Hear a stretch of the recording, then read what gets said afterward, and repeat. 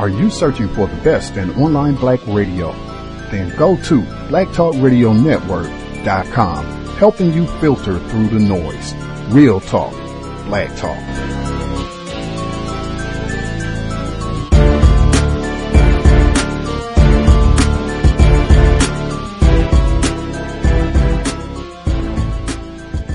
The internet is full of half-truths and all-out lies. We've all seen them, and many people on social media complaining about it.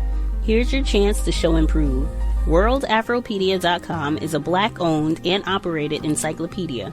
There are several thousand articles, but we need help. We can't uncover all the truth ourselves. So please, join us and become a writer, editor, or blogger for WorldAfropedia.com today. Every little bit counts. We owe it to the future generations to put the truth out there.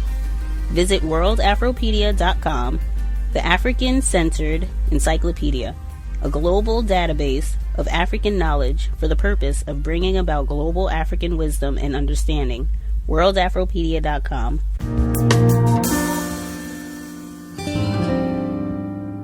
The March by Theodore Huxtable. On August 28, 1963, there was a civil rights march in Washington, D.C. 250,000 people were there. Many people gave speeches. Dr. Martin Luther King Jr. gave a famous speech, "I Have a Dream." It was an important day for America. What do you think? That's it? No, that's just the first paragraph. Oh, okay. What do you think so far? Well, you have your facts straight. I know. Can you believe Mr. Pierce gave me a C? Does this sound like a C to you, Grandpa? Maybe we should hear the rest of it. Okay. There were many celebrities at the march. Sidney Poitier, Charlton Heston, Paul Newman, Lena Horne, Joan Baez, Jackie Robinson, and an important day we should all remember. The end. Well, interesting. Yes, it was. Very. You didn't like it? Well, son, you had the facts. I know. Where'd you get the information? At the library. How many books did you read? One. It's called The Pocket Guide to American History. How many pages did it have about the march? One. But there was a little bit on the top of the next page. So this is a condensed version of historical events. Right. And not one mention about A. Philip Randolph. Right. I could just imagine what they wrote about the Boston Tea Party. Some men jumped up on the boat, and there were some celebrities, and they threw the tea in the water. And Sam Jones and John Havlicek and Bill Russell have been winning the championship ever since. You know, maybe your teacher wanted something else. Like what? Well, honey, you could have written more about the people, you know, why they got involved and what they felt. I can tell you what they felt. Hot. Yes, it was rather warm that day. We were lucky. We were on an air-conditioned bus, and all of them didn't have it. Many buses, just hundreds and hundreds of them. And the singing. Yes, the singing. You could hear the singing coming from every bus. We sang all the way down there. Not everyone was singing. Please don't start on me. You had to tell your father to keep quiet. You had a tendency to drag out the words and sing off key. What really happened besides the heat and the singing? Context of White Supremacy, Gus T Renegade, in for another broadcast, hopefully to share constructive information on the system of white supremacy. Today's date, Friday, April 21st, 2017. So I have been told this is our fourth study session on the late Coretta Scott King's autobiography, My Life, My Love, My Legacy, as told to Reverend Dr. Barbara Reynolds. We are picking up on chapter 11, where she begins to give some of her thoughts and experiences with the 1963 March on Washington. That event was mentioned in the sound clip that we opened with from the Cosby Show, the infamous Bill Cosby, one of their early episodes where they kind of had the family over, and you heard Theo, he's giving the school project on what went down at the March on Washington. Without further ado, we will get Mrs. King's view on what took place at the 1963 March on Washington. This again is My Life, My Love, My Legacy, Autobiography of Mrs. Coretta Scott King, Context of White Supremacy, audio segment number 1. 11. I Have a Dream. Our victory in Birmingham helped give President Kennedy the courage to propose a civil rights bill that would continue the dramatic movement underway to further integrate blacks into American society. All that was needed was to build congressional support, which would not be easy. Nevertheless, in 1963 there was excitement and victory in the air. Blacks in city after city began to take the shackles off their minds, to believe what was once thought impossible. They did not have to tolerate being treated as less than human. They could see the possibility looming that after more than 300 years of existence in America, perhaps the day was coming when they would be granted the full rights of citizenship. But as astonishing as the events of 1963 were, they were incomplete, like the thunder before the rain. We had experienced the thunder. Now leaders in the movement were ready for something more, for a downpour, for our communities to experience a flood of opportunity in all sectors where we had been deprived and discriminated against, from schools to labor unions, from hospitals to housing. As bigger crowds all over America began to welcome Martin, 35,000 in Los Angeles, and 125,000 in a Detroit parade Martin led with Walter Reuther, head of the United Auto Workers, an idea began to gel in the minds of those of us around him. The timing had come to put all our energies into one mammoth event. We needed to link the hidden and subtle obscenities of Northern racism with the more blatant forms in the South, pile them at America's doorstep, and demand full redress. We could show that the Negro Revolution had come of age, as American in its desires and dreams as the American Revolution. I remember saying to Martin, "People all over the nation have been so aroused by the impact of Birmingham. You should call a massive march on Washington to further dramatize the need for legislation to completely integrate black people into American society. I believe 100,000 people would come to the nation's capital at your invitation." There were others sounding the same theme. James Bevel, who successfully advanced the idea of the Children's Crusade in Birmingham, proposed marching from Birmingham to Washington in imitation of Gandhi's spectacular Salt March to the Sea. But given that Birmingham is 1,200 miles from the nation's capital, the idea became too much of a hardship to actualize. A. Philip Randolph, founder of the Brotherhood of Sleeping Car Porters, had threatened to lead a massive march on Washington in 1941, but he canceled the march after President Franklin D. Roosevelt issued the historic Executive Order 8802, which called upon defense industries to hire workers without discrimination on account of race, creed, color, or national origin. 20 years later, in drumming up support for the 1963 march, the 74-year-old Randolph reiterated how difficult finding work still was for blacks, with unemployment rates more than double that of whites. Moreover, the violence of Birmingham was still fresh on the national conscience. To settle the matter, Martin, as president of the SCLC, and Roy Wilkins of the NAACP organized a conference for July 2nd, gathering together the heads of other major civil rights groups, including Dorothy Height of the National Council of Negro Women, James Farmer of CORE, and Whitney Young of the Urban League. The SCLC's Fred Shuttlesworth, SNCC's James Foreman, and Norman Hill of CORE also attended, but Wilkins insisted that since these three were not major civil rights chiefs, they be ejected from the room. It was hard for me to understand how Wilkins could get away with such a demand, considering the battle scars of a man like Shuttlesworth. Moreover, Fred had come all the way from Birmingham to attend the meeting. Wilkins also evicted Bayard Rustin, whom A. Philip Randolph wanted to help organize the march.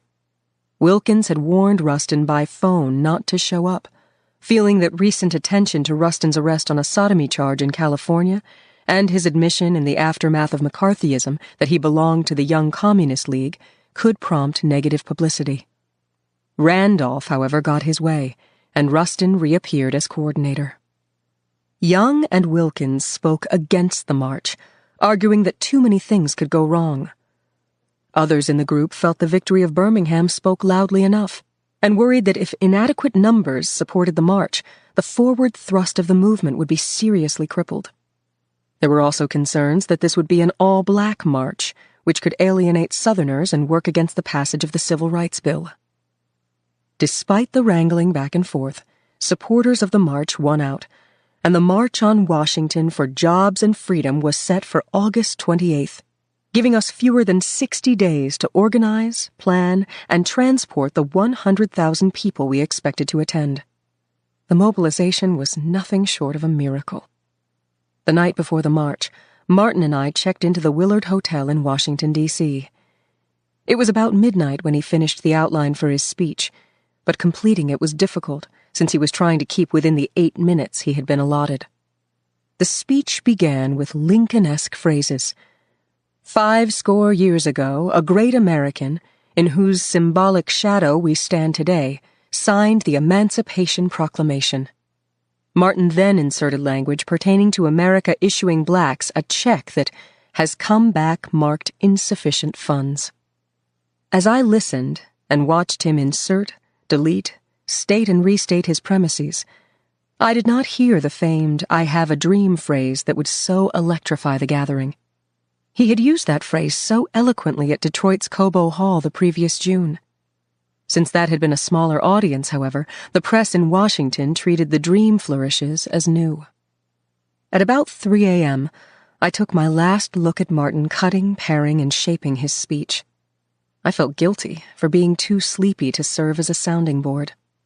Martin gave his handwritten draft to Wyatt T. Walker at 4 a.m. for typing and reproduction, which meant it was too late to forward a summary or excerpt to the March Committee's press office, as had been asked of him. Near sunrise, I awakened. Martin was at the hotel window. He probably hadn't caught more than an hour's sleep. He was watching the street to get wind of the crowd size. We were anxious, hoping that the crowd would reach 100,000. The initial news reports we heard were discouraging. Commentators predicted a meager turnout. One news report said, "A very small number of people have assembled, only about 25,000. As we reached the mall, however, our spirits began to soar. The reporters were seriously underestimating the crowd. By 10 a.m., we estimated that there were about 90,000 people, and they were still coming. By bus, train, plane, and automobile, crowds flocked to the mall and would soon soar to more than 250,000 people, a number that exceeded our wildest dreams. Some were cycling, and a few arrived by foot. 40% of the marchers were white, and the crowd came from every state in the Union. The crowd applauded their leaders, but it was the leaders who, in their hearts, were applauding the crowds for their dedication and commitment.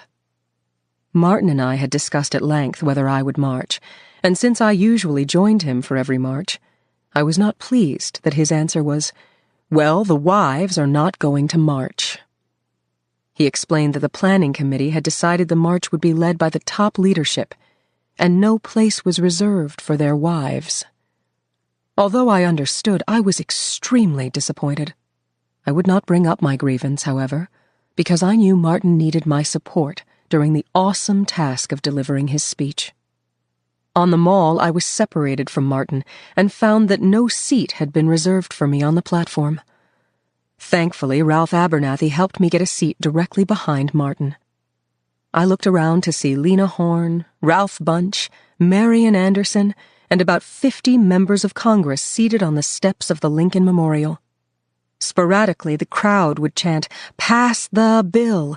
Pass the bill!" in reference to the pending civil rights legislation. Not many in that tremendous gathering had any idea of the battle royal going on behind the scenes. Different civil rights leaders were jockeying to be seen and heard. Martin, aware of some of the discord, strained to avoid distraction. There was much calamity over attempts to coerce John Lewis to soften his speech. Try as they might, March leaders could not stop Lewis from using anti-Kennedy rhetoric, which the leaders feared might sour JFK toward the Civil Rights Bill. In addition, the debate was still raging over Shuttlesworth, who had been excluded from the list of speakers. The writer James Baldwin vigorously defended him. Finally, Shuttlesworth was given his proper respect and allowed to make brief remarks. No woman was allowed to make a major speech, though Daisy Bates, substituting for Myrlie Evers, delivered 149 words. This was very upsetting to me, especially when there were so many battle-weary female veterans who deserved an opportunity to speak. Fannie Lou Hamer, Rosa Parks, Daisy Bates, Diane Nash Bevel, Ella Baker, Dorothy Cotton, Juanita Abernathy, and Dorothy Height. The list was endless. But that's how chauvinistic the leadership was at that time. Although no woman was allowed a prominent speaking role, Mahalia sang. We listened to her soulful voice as it rang out, "I've been buked and I've been scorned." Then the moment that so many had come so far to experience arrived. A. Philip Randolph rose to introduce Martin. The applause echoed like thunder. From one side of the Lincoln Memorial to another, people began chanting Martin's name. He started slowly, a little husky at first, emerging into the strong and beautifully resonant tone that came when he was inspired to do his best. He orated the themes I had heard the night before, but when he got to the rhythmic part of "Now is the time," the crowd caught the timing and began shouting "now" in cadence. Their response lifted Martin to new heights of inspiration. In a moment of transformation, he turned aside from his manuscript, and the "I have a dream" rhetoric, which was not on paper but was tucked inside him, began to roll off his tongue. As he spoke, it seemed to me like heaven itself had opened up and poured out visions of hope. When Martin ended, there was an awed silence, then a tremendous crash of applause, shouts, and amens. Thousands cried out in ecstatic agreement with his oration. They kept on shouting and applauding, and for that brief moment it felt to me like the kingdom of God had come to earth. I sat, awed by the magnificence of the occasion. At the time, I could not know the waves the march would continue making. It provided a trail for many other groups to follow, from feminists to anti-war vets, from the physically challenged to the million-man and million-woman marches of the 1990s. Ironically, some of the very leaders who had fought against Martin and the march, like Wilkins and Young, were now reaching for him. I reached for him too, putting my arm in his so as not to be swept aside by the crowd. As I walked along, the federal marshals made room for me. "Step aside, that's Mrs. King," they urged the crowds.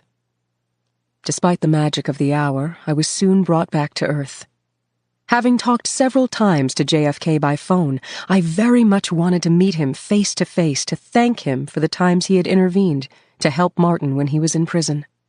As the top leaders readied themselves to be driven by limousine to the White House to meet with Kennedy, I tried to convince Martin to allow me to sit in on the conference. "Gosh, I would like to go," I remember saying. Martin said, "You can't go because you are not invited. It's against protocol." I thought to myself, protocol the devil! Why couldn't I go? If the president had been LBJ, who wasn't a stickler for protocol, it wouldn't have mattered, I thought. "Martin, if I don't meet him now, it may never happen," I said, not knowing how prescient those words would be. In any event, Mrs. Wilkins and I rode with our husbands only to the White House gate. Then we got out of the limousine, hailed a cab, and returned to the Willard. Isn't this awful, I thought as I rode back to the hotel. Later, I joked about the new women's movement that was forming. "I need to join it," I quipped. I fought not to allow these minor personal rejections to detract from the beautiful glow of the day's momentous events. But I must admit that I was hurt by the missed opportunity to meet President Kennedy, who had befriended me when I sorely needed him. The missed opportunity would become even more painful. 3 months later, he was assassinated. The tragedy of Kennedy's death affected me deeply. On that awful day, November 22nd, 1963, Martin saw the news bulletin flash across the TV screen at our home in Atlanta. "Corey, I just heard that President Kennedy has been shot, possibly killed," he called. I rushed up the stairs to Martin and we held hands, praying and hoping together that the president would pull through. We felt that he had been a friend to the cause and a friend to us personally. When it was announced that the president had died, Martin was strangely silent. When he did speak, his words sent chills through me. "This is exactly what's going to happen to me. I keep telling you, this is a sick society." For a moment, I couldn't find my voice. When I did, I had no words to comfort him, to assure him that it wouldn't happen. I felt he was right. I moved closer to him and grabbed his hand more tightly, holding on for dear life. Yoki, who was 8 at the time, had heard the news at school. She came running in the door and into my arms. "Mommy," she sobbed, "they killed the president and he didn't do a single thing to anybody. We'll never get our freedom now." As best I could, I shared with her my belief that the president had had a divine purpose, that he was meant to help bring about a just and fair society. Like the Bible said, I truly believed that all things work for the good of them that love the Lord. Kennedy's unearned sacrifice and undeserved suffering would be redemptive for the entire nation. And indeed, his death moved the nation in such a way that the Congress felt legislation advancing the cause of the least fortunate, legislation that included our Civil Rights Bill, should be passed as a tribute to his memory. Some 8 months after President Kennedy's death on July 2nd, 1964, Lyndon Johnson would invite Martin and other civil rights leaders to the White House to witness the signing of the historic bill, which would, among other things, once and for all outlaw racial segregation and discrimination in all publicly or privately owned facilities open to the general public. But at President Kennedy's funeral, victory was far from my mind. I watched Jackie Kennedy and felt a great sense of pain for the loss of her husband and the father of her children. As I kept thinking about Martin, I identified with her ordeal. Many people considered Martin's work to be more dangerous than that of the president. If they could kill a president, what did that say about Martin's chances for survival in America? In a strange way, Kennedy's funeral further prepared me to accept what I knew in my heart would be our own fate. 12. Heartbreak knocked, faith answered. Although I am a woman of strong faith, I admit that my spirit sometimes struggled to overcome the heaviness of the tragedies around me. When heartbreak knocked on my door, I learned to let faith answer. Things would get better. Evil would not prevail. It was something I had to train myself to believe in order to keep on going. I also learned that I had to hold on to the good and empowering moments so that I could return to them and steady my grip when the inevitable next tragedy struck, such as when we got the horrible news of the infamous Klan murder of 3 Freedom Riders, Black Mississippian James Chaney and 2 white New Yorkers, Corps staffer Michael Schwerner and volunteer Andrew Goodman. Still, even in the wake of shock and sorrow, we took solace that these heroes had not died in vain, and that the fruits of the movement's success were apparent. Breathtaking changes were rippling across America. Imagine the newness I could see, taste, and touch as I witnessed changes I had once thought would not happen in my lifetime. As a result of the Civil Rights Act, visible signs of forced racial separation were coming down. On trips through the South, I could enter through the front door of many restaurants and expect to be served. I could use the public restrooms and ride city buses as well as Greyhounds. There were hotels that would admit me. I could take my children to a movie and not be segregated in the balcony. These experiences, which sound ordinary today, were so extraordinary in 1964 that they felt comparable to the first man landing on the moon. In a sense, that is what it was, a landing at a new frontier, a new step for humankind. There was still resistance, but we could now have a healthy anticipation that one day separate white and colored water fountains would be mere relics of a shameful past. Then on October 14th, 1964 came an especially exciting achievement. It was a day that seemed to fall out of the clouds of heaven. After a staggering speaking schedule that took Martin from one end of the country to the other, as well as to Germany, I urged him to check into St. Joseph's Hospital in Atlanta for a much-needed rest. At about 9 that morning, after he checked in, I was at home, busy screening his calls. Most were from supporters or admirers concerned about Martin's health. And then there was the steady flow of harassing and vulgar phone calls, the usual. Then came one caller with a deep, official-sounding voice. "This is the Associated Press. I would like to speak to Dr. Martin Luther King." When I told the reporter that I was Mrs. King, he said, "We have just received word from Norway that your husband has been named the recipient of the Nobel Peace Prize for 1964. I gripped the phone, trying to remain calm. The press had announced that Martin was high on the list for the honor, but no one thought he had one iota of a chance of winning. As soon as the reporter hung up, I called Martin. "How is the Nobel Peace Prize winner for 1964 feeling this morning?" "What's that?" he asked sleepily. "Martin, the Associated Press just called us. It's official. You are the winner of the Nobel Peace Prize." He was stunned. He said, "Okay," and hung up. Moments later, he called back to check if the news was real or if he had been dreaming. I was brimming over with joy. The Nobel Prize! He would be only the second African American to receive the prize after Ralph Bunche in 1950. It was exactly the lift Martin and the movement needed. It would push us to new heights, would show that our work was about not just civil rights but human rights, and it would place our efforts on a world stage. I sat by the phone and said a prayer of thanksgiving. Then I got dressed so I could join Martin at the hospital. Together, we walked into the glare of flashbulbs and cameras as the media gathered for a statement. The reporters hit Martin with a barrage of questions. The inevitable inquiry came up. "Where will the money go?" a reporter asked. The prize came with a $54,000 stipend, which Martin explained would be given to the movement.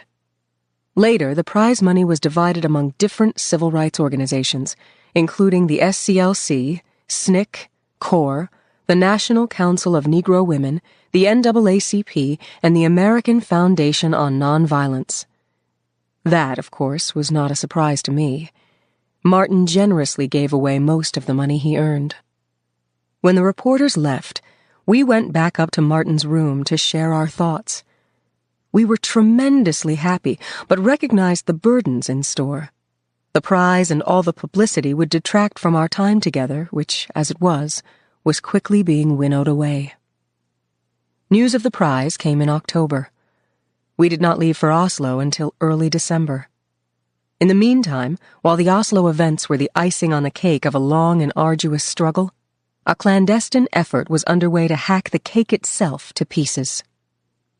With the announcement of the award, FBI Director J. Edgar Hoover's heavy-handed smear campaign to ruin my husband's reputation and destroy our marriage swung into high gear.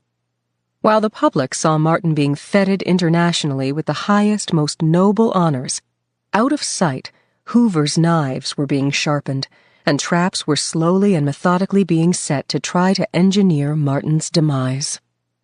On November 18th, we began to understand just how deep-rooted the suspected FBI spying against Martin and our movement was, and to understand at least some of the lengths the Bureau would go to harass, intimidate, and ruin us. On that date, Hoover told a group of reporters that Martin was the most notorious liar in the country. This statement reverberated in the press, among supporters and detractors alike. At the time, Martin was in Bimini, an island in the Caribbean, working on his Nobel address. His peaceful seclusion was shattered by an invasion of helicopters carrying members of the press. Martin had no idea what was happening until Dan Rather disembarked from his helicopter and began firing questions at him. Martin told me he was upset as he carefully denied Hoover's denunciation of him. He was also careful not to blast Hoover, for violent speech only begets violence. Apparently what had ticked Hoover off was the Nobel Prize itself. We later learned that Hoover grew furious when he learned that Martin had received an honor that Hoover thought he himself deserved. For years, Hoover had urged his friends in Congress to nominate him to no avail. Moreover, Hoover did not take kindly to Martin's criticism of the FBI for not aggressively pursuing the assailants who were killing, intimidating, or denying the constitutionally protected rights of civil rights workers. Because of the furor in the press over Hoover's attack on Martin, when Martin returned from Bimini, we had a heartfelt talk, bringing up concerns we had not told each other before. Each of us had been discounting as paranoid our suspicions that our home phones as well as our office phones had been tapped. Now we put two and two together. I recalled a suspicious incident from the Albany campaign when Juanita Abernathy, Andy Young's wife Jean, Dr. Anderson's wife Norma, Wyatt Walker's wife Anne, and James Bevel's wife Diane had planned to lead a march to protest the jailing of demonstrators. Surprisingly, Martin, Ralph, and several others were then given suspended sentences and released, thus diffusing our march. At the time, I felt as though someone had been eavesdropping on our strategy meetings. For his part, Martin told me that in June 1963, JFK had taken him aside in the Rose Garden of the White House, where they were meeting to discuss civil rights legislation. President Kennedy warned Martin that Hoover thought communists controlled the SCLC. Martin said it was clear from their conversation that the president did not buy Hoover's story, but the very fact that he passed on the warning outside the White House, where no monitoring devices could record their conversation, showed Kennedy's grave concern. Although the bugging of our homes and phones could not have gone on without the president's knowledge, he did not speak of his own role in the bugging operation, or that of Bobby, the Attorney General. Martin talked about how many of the movement staff had reported being followed by men with the military bearing of FBI agents. We talked about how Atlanta Police Chief Herbert Jenkins, a friend of Daddy King's, had told Daddy King that the FBI was planning to wage a campaign against Martin. Jenkins said that Hoover had even asked him to cooperate. Jenkins advised Daddy King, "You tell your son to be careful, because if Hoover's men cannot catch him in some compromising position with women, they are going to frame him." Then he added, "If I hear this again, I am going to say it's a lie." After he retired from the police force, however, Jenkins wrote his memoirs and cited this very conversation with Daddy King. It was amazing how many people, from presidents to police to members of the press to the ordinary man on the street, feared Hoover. Martin and I were not naive. We talked about the many ways in which the system tried to destroy leaders. It started by trying to convince people you were a thief. This had already been attempted with Martin and had failed. The next step was always character assassination, usually with allegations of sexual wrongdoing. If that didn't work, physical destruction followed. We did not go ballistic over Hoover's schemes, however, even though the writing was on the wall. We knew he had a vendetta against us, but we felt that we were the good guys, fighting to ensure democratic beliefs for all Americans. We took the regrettable position that we didn't care if the FBI followed us. Maybe one day it would even do its job and protect civil rights workers instead of adding to our troubles. It was so like Martin to think well of people, to appeal to their higher principles. He thought if he could just meet with Hoover, he could convince him that they were both working for the betterment of the nation. With the help of Archibald Carey, a black Chicago attorney who knew Hoover, a meeting was set for December 1st, 8 days before Martin would be honored in Norway. Martin, Ralph, Walter Fauntleroy, and Andrew Young attended the meeting at the Justice Department offices on Constitution Avenue in Washington, D.C. They went specifically to discuss Hoover's notorious liar statement, but instead, Hoover spent the hour-long meeting rambling on about the virtues of the FBI and how difficult it was to find qualified black agents. He even politely congratulated Martin on being awarded the Nobel Peace Prize. Martin said that no mention was made of the FBI surveillance, charges of communist activity, or the sexual escapades that our friends in the media had warned us were being planted in the press. In fact, Martin thought the meeting was cordial. "I can't understand the controversy around Hoover because he treated us so warmly," Martin told me. Hoover kept emphasizing that the agency had identified the assassins of the 3 civil rights workers and was close to making an arrest. Yet to our shock, as reported in the press and later revealed in the secret recordings of JFK, Hoover gave an entirely different version of events. He claimed that he confronted Martin about his Marxist philosophies and lectured him for an hour about his lack of morals. He implied that Martin had engaged in extramarital relations. He even reported that he told Martin he was not going to take any lip from him. Martin said that none of those things was ever discussed. Hoover and his evil machinations were the last thing on my mind, however, on December 4th, when our party of about 30 people left Atlanta for Norway. We took 2 separate flights. I led one delegation and Martin the other. We had stopped flying together as a means of protecting the children. It was a remarkable trip. On the first leg, Martin preached a sermon in St. Paul's Cathedral in London. Except for the Nobel ceremony itself, this was the high point of the trip. Martin was the first non-Anglican to address this august body. His message, entitled 3 Dimensions of a Complete Life, was one of his favorite sermons, and it had sentimental significance for me. It was the first sermon I heard him preach after we met in Boston. On December 8th, we arrived in Oslo for the ceremony itself, which was 2 days later. The first evening, there were no official engagements. So over dinner, family, friends, staff, and supporters took the time to rejoice and to recall our long struggles in making such an uphill climb. Present with us were Mama and Daddy King, A.D., Christine, Carol Hoover, Andy Young, Harry Wachtel, Ralph and Juanita, Bernard Lee, Wyatt T. Walker, and Freddie Henderson. It wasn't often that we could sit together and reflect. We were always in the vortex of a crisis. Someone was going to jail, being beaten, or having their churches and/or homes bombed. After dinner, Martin, Andy, Ralph, Wyatt, and Bernard Lee formed a quintet and sang freedom songs. This was something we had often done in the midst of a storm, but that night it was a moment of unblemished joy. It was Daddy King, however, who brought us all to tears when he talked of his struggles to rise up from the depths of life as a sharecropper. He talked about how hard it was for him and Mama King to live with the knowledge that what Martin was doing was so dangerous. He talked about the threats the 2 of them had endured. "You don't know how it feels when a stranger calls you on the phone and tells you he wants to kill you or kill your son." Caught up in the emotion of his talk, we all cried, mostly from the realization that a people who had started so far back in life, as farmers, sharecroppers, and servants, could come so far. And not by ourselves. It was as though our whole race were running with us. The next morning, December 10th, we woke early to get ready for the ceremony. Martin had to wear formal dress, striped trousers, and a gray tailcoat. We fussed a lot with his ascot. Despite his vow never to dress up like that again, he looked very handsome. So young and eager, almost like a boy going to his first dress-up dance.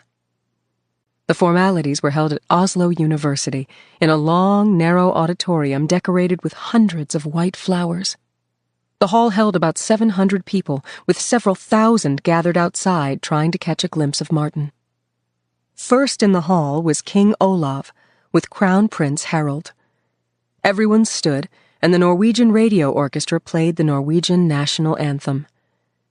The ceremony was brief, shorter than some of my husband's regular Sunday Ebenezer services.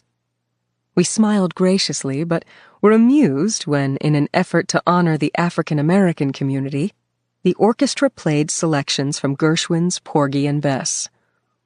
The refrain of "Summertime and the livin' is easy" was much too bucolic to capture the scenes of fire hoses and police dogs in Birmingham. Accepting the prize, Martin said he saw the award as profound recognition that nonviolence is the answer to the crucial political and moral questions of our time. As usual, his message was full of optimism and hope. I refuse to accept the view that mankind is so tragically bound to the starless midnight of racism and war that the bright daybreak of peace and brotherhood can never become a reality. He then went on in his Nobel lecture to present one of his most definitive teachings on nonviolence, teachings that we can still study and be guided by today, including what the main sections of the civil rights movement in the United States are saying is that the demand for dignity, equality, jobs, and citizenship will not be abandoned or diluted or postponed. If that means resistance and conflict, we shall not flinch. We shall not be cowed. We are no longer afraid. And, in a real sense, nonviolence seeks to redeem the spiritual and moral lag that I spoke of earlier as the chief dilemma of modern man. It seeks to secure moral ends through moral means. Nonviolence is a powerful and just weapon. Indeed, it is a weapon unique in history, which cuts without wounding and ennobles the man who wields it. It is the only way to re-establish a broken community. It is the method which seeks to implement the just law by appealing to the conscience of the great decent majority who, through blindness, fear, pride, and irrationality, have allowed their consciences to sleep. That night, the SCLC family gathered for a private tribute. A case of champagne was brought in, and we all toasted to Martin. When it was my turn, I talked about what a privilege it was to be a co-worker with a man whose life had made such a profound impact on the world. We were all straining to reach new heights with our rhetorical flourishes when Daddy King brought us back to reality, rising to say, "We couldn't have come this far by ourselves, no, not ever. Now I want us to toast the one who made it possible for us to be here tonight. I want to make a toast to God." It was a hilarious moment to see so many teetotalers trying to offer something so incongruous to God. Most of us were so proud of him. As I watched Ralph Abernathy, though, I questioned whether he shared our joyous feelings. When the prize was first announced, Ralph talked late into the night with Martin about how he thought it should have been given jointly to both of them, and how he felt the money should have been divided equally. Ralph's hurt feeling that he was not getting his just due, and was operating in the shadow of Martin, had been simmering for years. It was during the Nobel ceremonies that Abernathy's downcast mood became more noticeable, in contrast with the abundant joy of others. For years, Ralph had been complaining about not getting enough attention. This was understandable. Martin's great intellectual gifts, his charisma, and his oratorical skills caused him to overshadow most of those around him. We were all in Martin's shadow. Martin, however, greatly appreciated Ralph's ability to motivate the masses. He felt that Ralph understood him and his philosophy, and would be a good successor if something happened to him. I saw Ralph as a valuable friend and confidant to Martin, as well as a leader in his own right. But as Martin used to say to me privately, usually after a long session during which Ralph complained to him about not getting press attention or about being treated like a second fiddle, Ralph does not understand his role. He wants us to be co-leaders. He does not understand that the people have made me a major symbol and do not respond to a co-leadership arrangement. I wish he could understand and accept his role. Martin did everything he could to push Ralph forward, but he had no control over how he was positioned in the media. In Norway, he sensed his friend's rather edgy feelings, but the beauty of the occasion kept his spirits high. We returned home by way of Paris, where we checked into a hotel for a few days' rest. Martin's sister Christine, his mother, and Dora MacDonald, his secretary, all suggested we end the trip with a night out on the town. Martin resisted, reminding everyone that as a Baptist minister he couldn't go to establishments where alcohol was served. Others countered that no one in our party would drink anything stronger than ginger ale. I didn't join the fray. I simply retired to my room to get ready. When I reappeared, I was wearing one of my concert dresses, a stunning burgundy velvet with an off-the-shoulder neckline. Martin immediately insisted that I change into something more appropriate, by which I'm sure he meant more matronly. I was startled because the outfit was the same one I had worn on other occasions, without any complaints from him.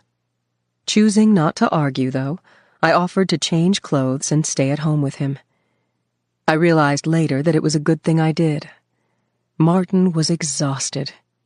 He took a sedative and went to sleep. As soon as he fell asleep, a UPI reporter called to inform us that the suspects in the murder of the 3 civil rights workers had been arrested in Mississippi. The reporter wanted to interview Martin. I called Harry Wachtell, a New York attorney who served as Martin's confidant and legal counsel, and as the SCLC's liaison to the U.S. Justice Department. I told him about the UPI request and asked him to provide a statement for Martin to look at when he woke. Wachtell readily agreed. We felt a sense of relief and hope that justice was about to come to Mississippi. We returned to the States via New York City, which gave Martin a hero's welcome. Fireboats on the Hudson River and jetted streams. Mayor Robert Wagner presented Martin with the Bronze Medallion, the highest award the city could give. Martin and I, along with the members of our party, were also luncheon guests of New York Governor Nelson Rockefeller and his wife, Happy. In further recognition of the Nobel Peace Prize, President Johnson invited us to the White House to congratulate Martin. We were flown from New York City to Washington on the New York governor's private plane. During the meeting with President Johnson, Martin took the opportunity to discuss the importance of full voting rights in the South and beyond, laying the foundation for the movement's next major campaign. After his being the darling of Europe, it was interesting to see the lukewarm welcome Martin received in Washington.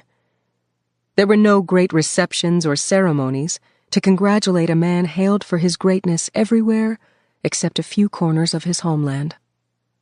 Finally, our weary band of travelers returned to Atlanta.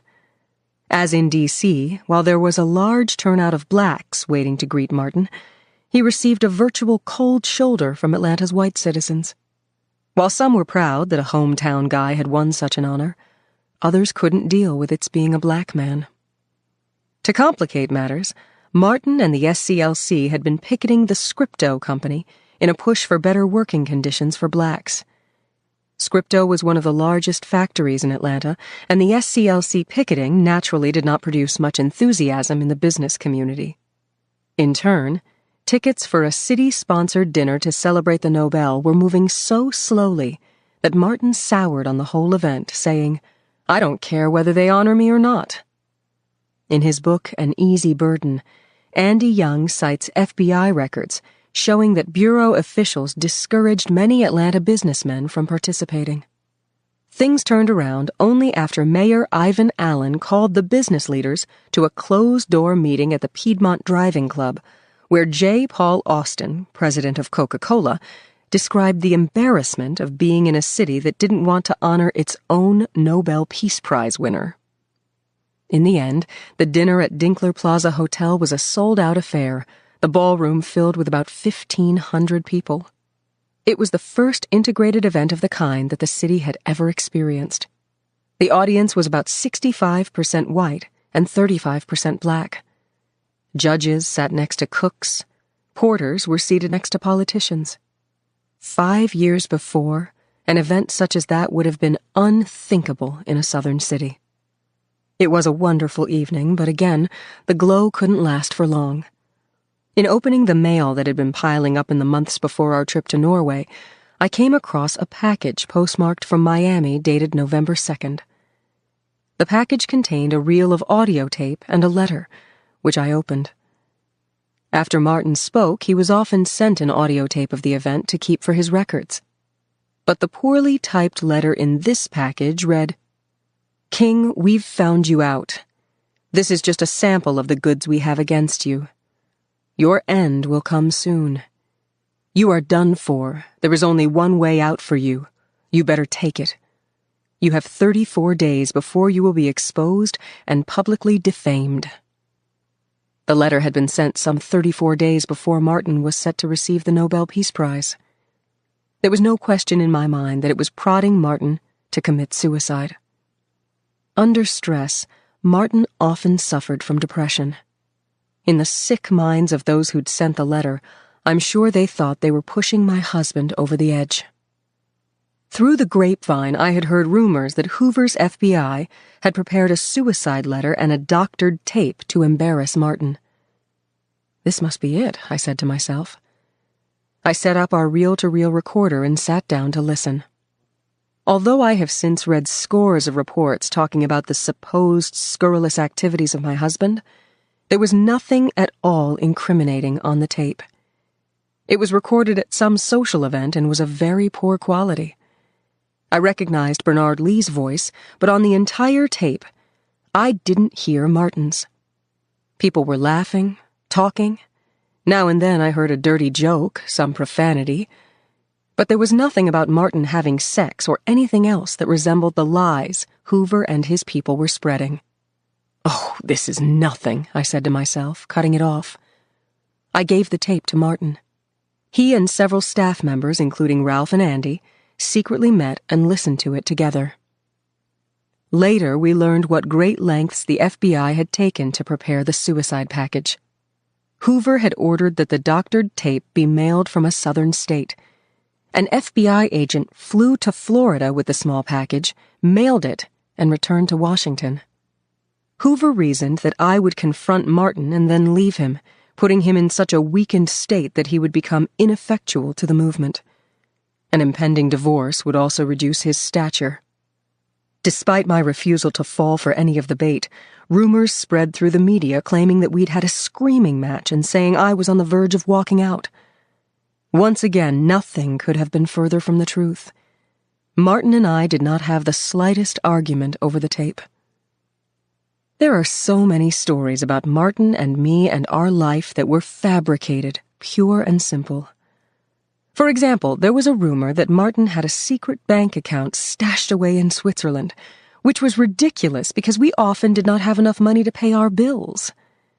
In Oslo, when the entire family was there, the FBI claimed they picked up a bug on Martin that proved he was cavorting with prostitutes and running buck naked down the hall with them.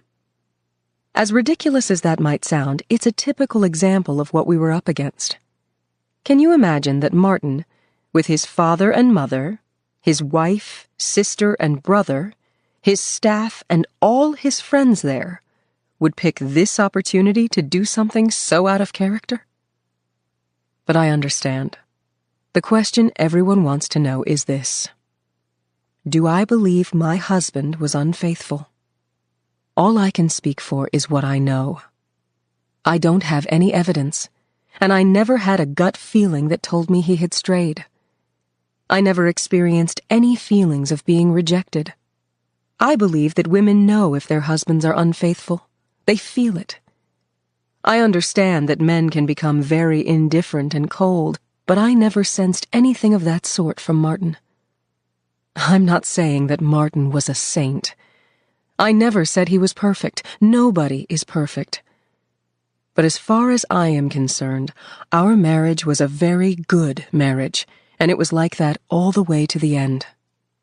Why is it so hard to believe that, in light of everything we know about the FBI and Hoover's counterintelligence operation COINTELPRO, which was tasked to eliminate black groups such as the Black Panther Party and of other vicious tactics, that the Bureau would not do something like spread false rumors about Martin Luther King, a man Hoover hated so much that he tried to push him to commit suicide? Why is it so hard to believe that Martin was not guilty, and the FBI was? Why is it so hard to believe that he was not unfaithful to me when I am the one who would know? There are people who like to feel that everybody is fallible and that Martin was like everybody else. I don't think he was like everybody else. I think Martin was a much more moral person than most of the people around him. Again, I'm not saying he was a saint, but I really do believe that it's the sickness of our society that leads people to look so desperately for someone or something to bring down. Those who really knew Martin knew he had a guilt complex. If he did anything wrong, he felt compelled to confess it and repent. I was often the one to whom he confessed his private wrongdoings. This is one of the main reasons I do not believe any affairs took place. All that exists about my husband is innuendo and hearsay. No one has ever been able to prove anything. Were any of us perfect? No. We all fell short. But when speaking of historical significance, it is important to note that when the ultimate question is asked about who the real sinners or saviors of this century were, the answer clearly shows that Martin Luther King Jr. helped transform America. That is the end of that matter. Context of White Supremacy. Gus T Renegade. That is the first audio segment of My Life, My Love, My Legacy. Miss Coretta Scott King, as told to Reverend Dr. Barbara Reynolds. We'll pick up the second audio segment. We'll be on Chapter 13. If you would like to share your thoughts, observations, if you have questions that stood out, feel free to dial in. The number 641-715-3640. The code is 564-943#. Press star 6 if you would like to participate. Number again, 641-715-3640. The code is 564-943#.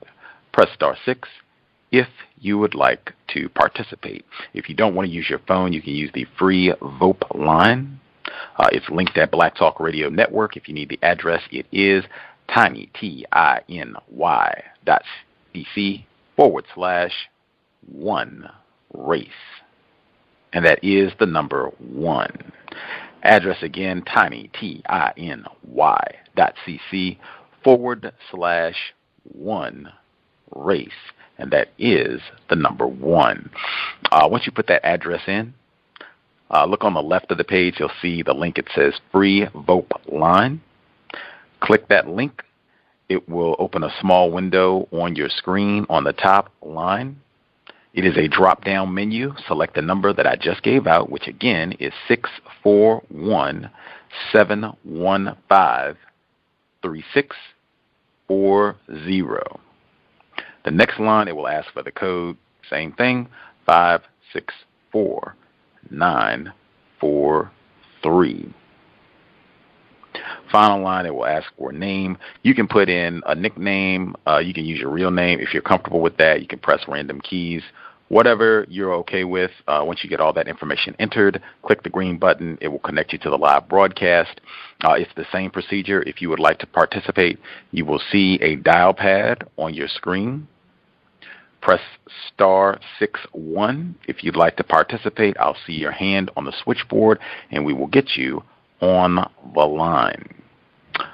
Folks who have commentary, feel free. If you have a hand up, line should be open. And I think we even had a person who wrote commentary in from last week, so I will read that as well. But people who dialed in who have a hand up commentary they would like to share, line should be open. Feel free. Let's see.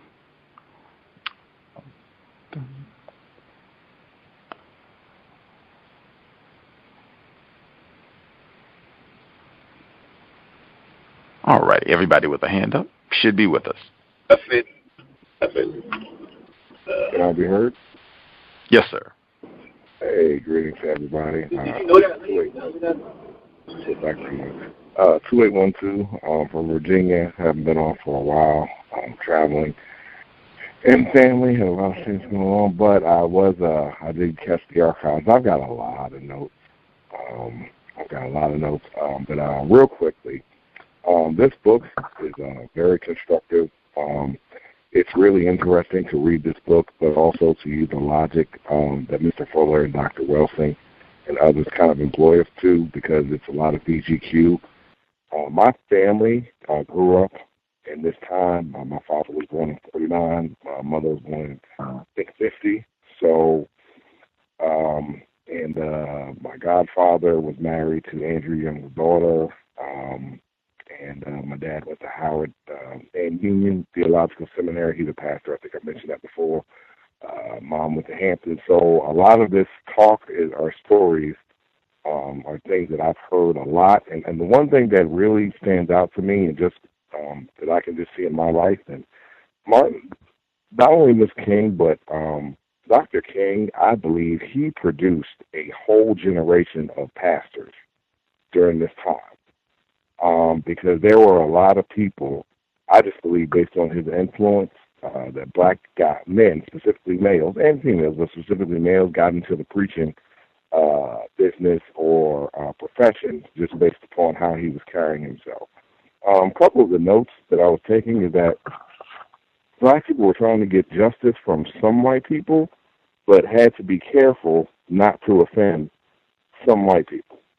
And I don't know how you can exactly get justice in doing that. That's just a question I'll pose. In reference to when they were talking about John Lewis, I took another note is that they didn't want him to speak at the Dream speech or at the March on Washington because he would alienate Southerners. I just put he would be alienating white people and they would be mad. The talk of religion come from a religious family. Black people were consistently using religion as a tool to get some relief from somebody. Those people are white. Grew up in Jamaica, Queens, had no idea who Roy Wilkins was, so I had to Google it, and had no idea the park I used to play basketball at was named after Roy Wilkins, so it's very, very interesting. Dr. King, when Coretta was speaking about Dr. King, talking about this is a sick society, I wrote down a question, who is sick and who controls the society? Another thing was when Miss King was rattling off some of the quote-unquote VGQ accomplishments or things that they were able to do, and it's pure VGQ because the level of terrorism is just unbelievable when you listen to it. The only thing that I was just right, and I think I heard Emily say this the other day, but I kind of, excuse me, and it made sense, is that all the things that she mentioned that she could do, the one question I have is that, can I be black without you being white? And another thing that Coretta's daughter had mentioned is that when JFK died, no one is going to free us. And just to me, that statement just goes exactly about what Mr. Fuller says, is that the system of racism, white supremacy, those people, they control your life. Even with everything that was going on, the level of terrorism that black people get today, and years ago, VGQ, when she was talking about Mr. Abernathy being jealous, I just took a note, even with all these, just that level of terrorism, and we still had bickering, I found that to be very, very, just very interesting, because it's like these guys could be driving around and they could be shot or killed or, lynched, and they were talking about, we should have shared this award, when the next day one of them could have been killed. It is interesting. The way white people were treating Dr. King as a celebrity, just flying him around and taking him to other places, knowing that he was the most hated black male in America, that was extremely tacky. And my last question, Gus, and you guys can help me with that. Last week, did she say that the state of Alabama gave money to blacks not to go to college there? Yes. And if that was, I thought I heard that wrong. And you always say that's dedication. I mean, because I don't think it was just Coretta Scott King that wanted to go to college as a black person in Alabama. It was probably thousands. And if you could just imagine, they were willing to give away state funds just to make sure there were no Negroes in Alabama. That's amazing. And I'll mute my line. Thanks, guys. That was Hurt? Yes, sir. I just was going to say really quick. I wouldn't use the term widespread, but that was not unusual. In fact, I think that popped up on a different book study session. If I had to wager, I think it was one of the two reads that we did on the Little Rock Nine, where I think it popped up again with one of them, and that would be Arkansas. So I mean, that's why I said I don't know if I'd say widespread, but this was not unusual. I think they had this in many what they call southern states, where white people would pay black children money. Instead of you messing up our good state universities, we will pay your tuition to go anywhere outside the state to get your 4-year degree or whatever you're going to do. But yeah, that was not a one-time or special thing. That's widespread dedication to white supremacy in education. The other person who spoke up, you were going to comment? Yes. Thank you, Gus. Callers. This is Sam out of KC. Missed some sessions, but I've been able to listen to them and kind of reflect on them a little bit. One of the things I noticed, page 117, like the previous caller from Virginia noted, right after JFK's assassination, to read that Martin said that, quote, "This is exactly what's going to happen to me. I keep telling you, this is a sick society." And so for me, being a so-called black male in America, to me, that I don't know if that was a moment of clarity or a moment of him kind of, I don't know, fuller understanding of white supremacy. I'm not quite sure, but that's what it sounded like to me. Even through the years of learning about Dr. King and how he is almost as if he knew that he was a marked man, but for him to for me to read that and to hear that in the reading, to me was like it was becoming more clear exactly what, the society he was up against, with white supremacy and everything. Another note I made was at page 121, where the meeting in the garden where Martin described him and Mr. President Kennedy, and how he kind of took him out there, and he said, Martin said it was clear from their conversation that the president did not buy Hoover's story, but the very fact that he passed on the warning outside the White House where no modern devices could record their conversation showed Kennedy's grave concern. It says, although the bugging of our homes and phones could not have gone on without the president's knowledge, he did not speak on his own in the bugging operation or that of Bobby, the Attorney General, which I thought was very telling, just from Martin's observation of President Kennedy in that conversation, and how even in that conversation afterward, after Martin was able to think about it and assess with this potential maybe white supremacist President Kennedy, even at the time, his even intentions with Martin, and I just that kind of brought it back to me, and hearing some of the comments last week over the reading about how it seemed as if every time Martin was in jail before some big event, that Coretta could just nab President Kennedy on the phone, call him up, and it seemed like, certain things were just happening.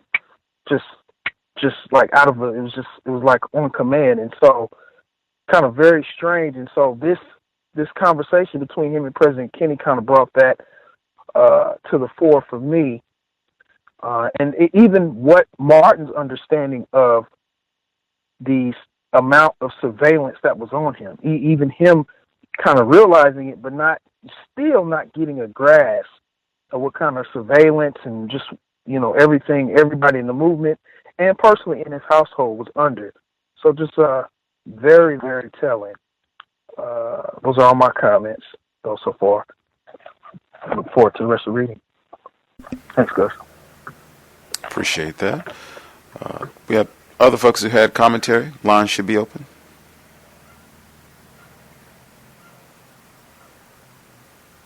Can I be heard? Yes, sir.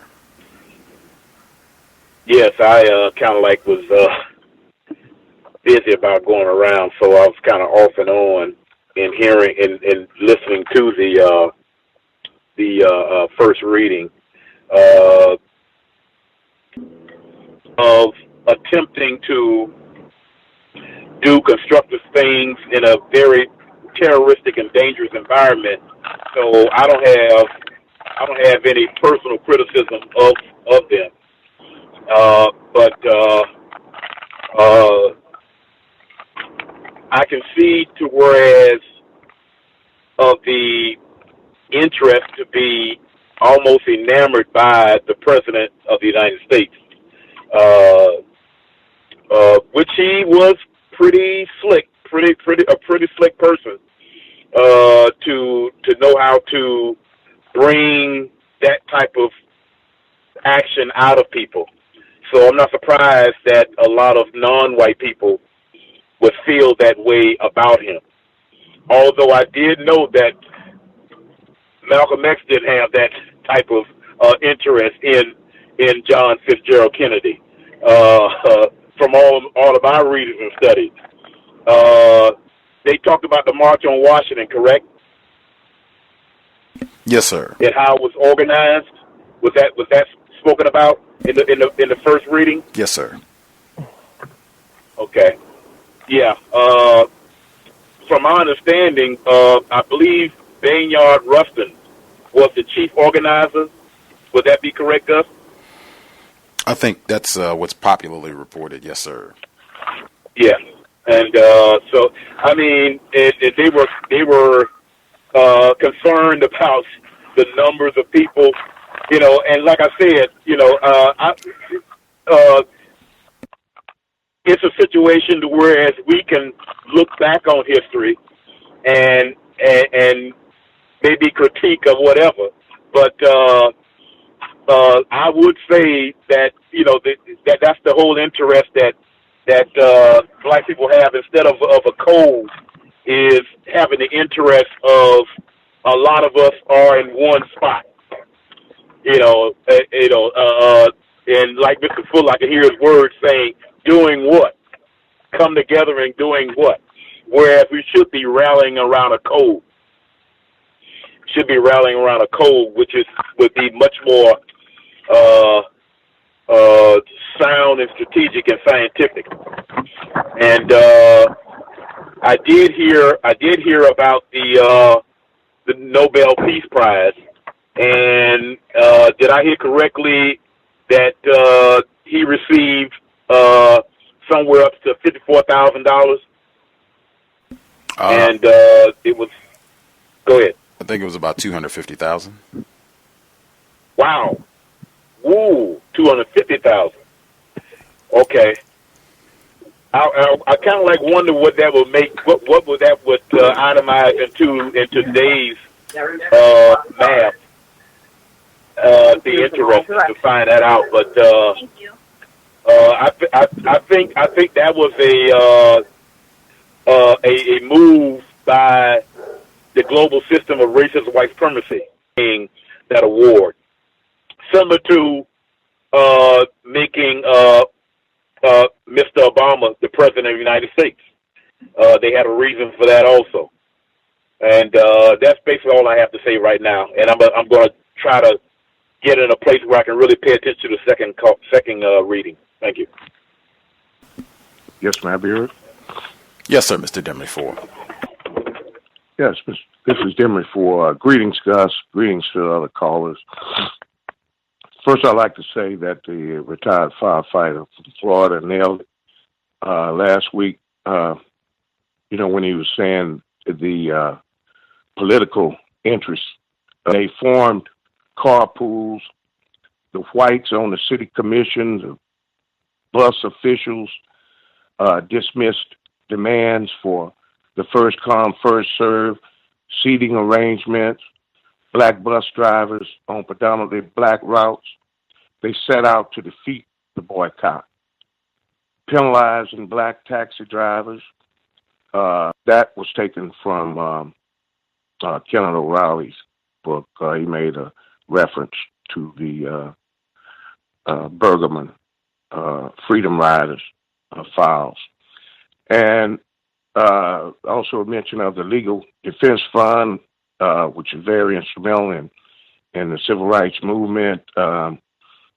E.D. Nixon, the brilliant Pullman car guy, he was a strategist, brilliant strategist, and was partly responsible for bringing all the elements of the boycott together, including bail for Miss Rosa Parks.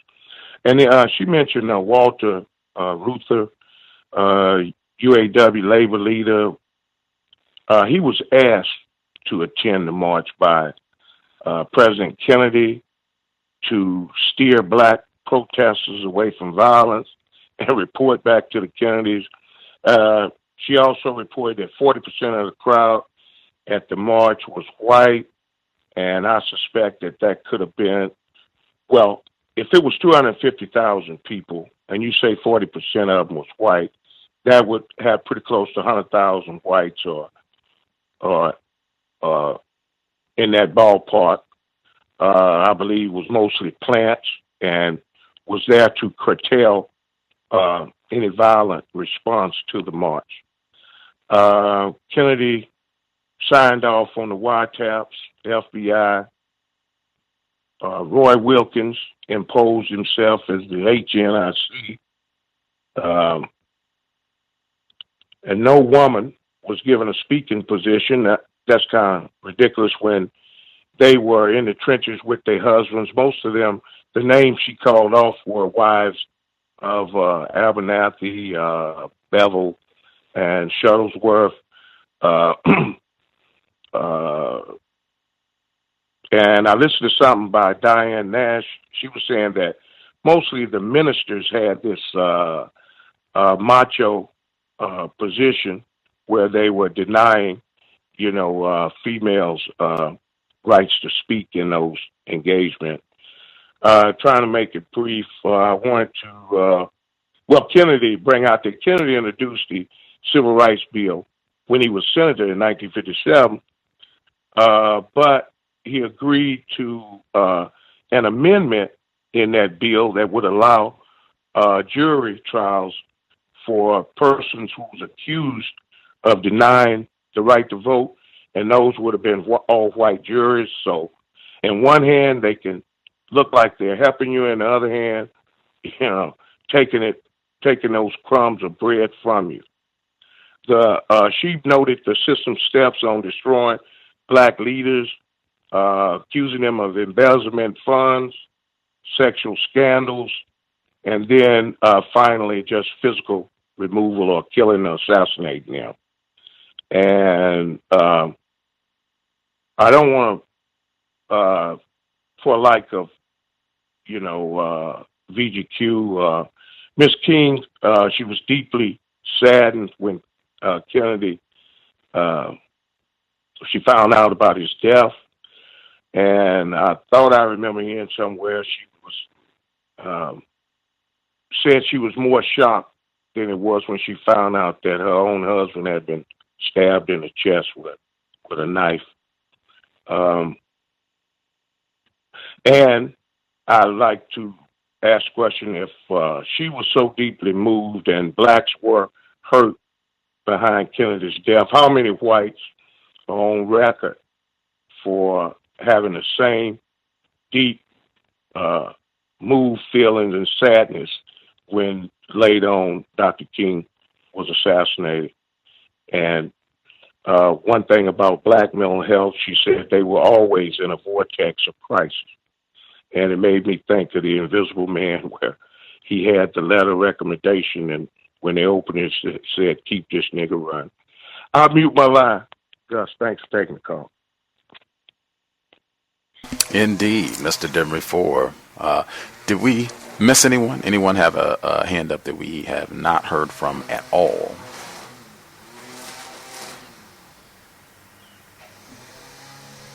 To get everybody who has a hand up. Right on. Well, hopefully people will not wait until. Sorry. Let's see. Other people that called in more recently, 6353. Did you have a commentary? 6353. Yes. Can you hear me? Yes, ma'am. Okay, thank you, sir. What I was able to get from chapter 12 as it started was Hoover, for one thing, his brutal usage of language when discussing Martin Luther King, so demeaning and degrading, a notorious liar, for example. I really approached the listening more thematically. What kind of themes did I hear?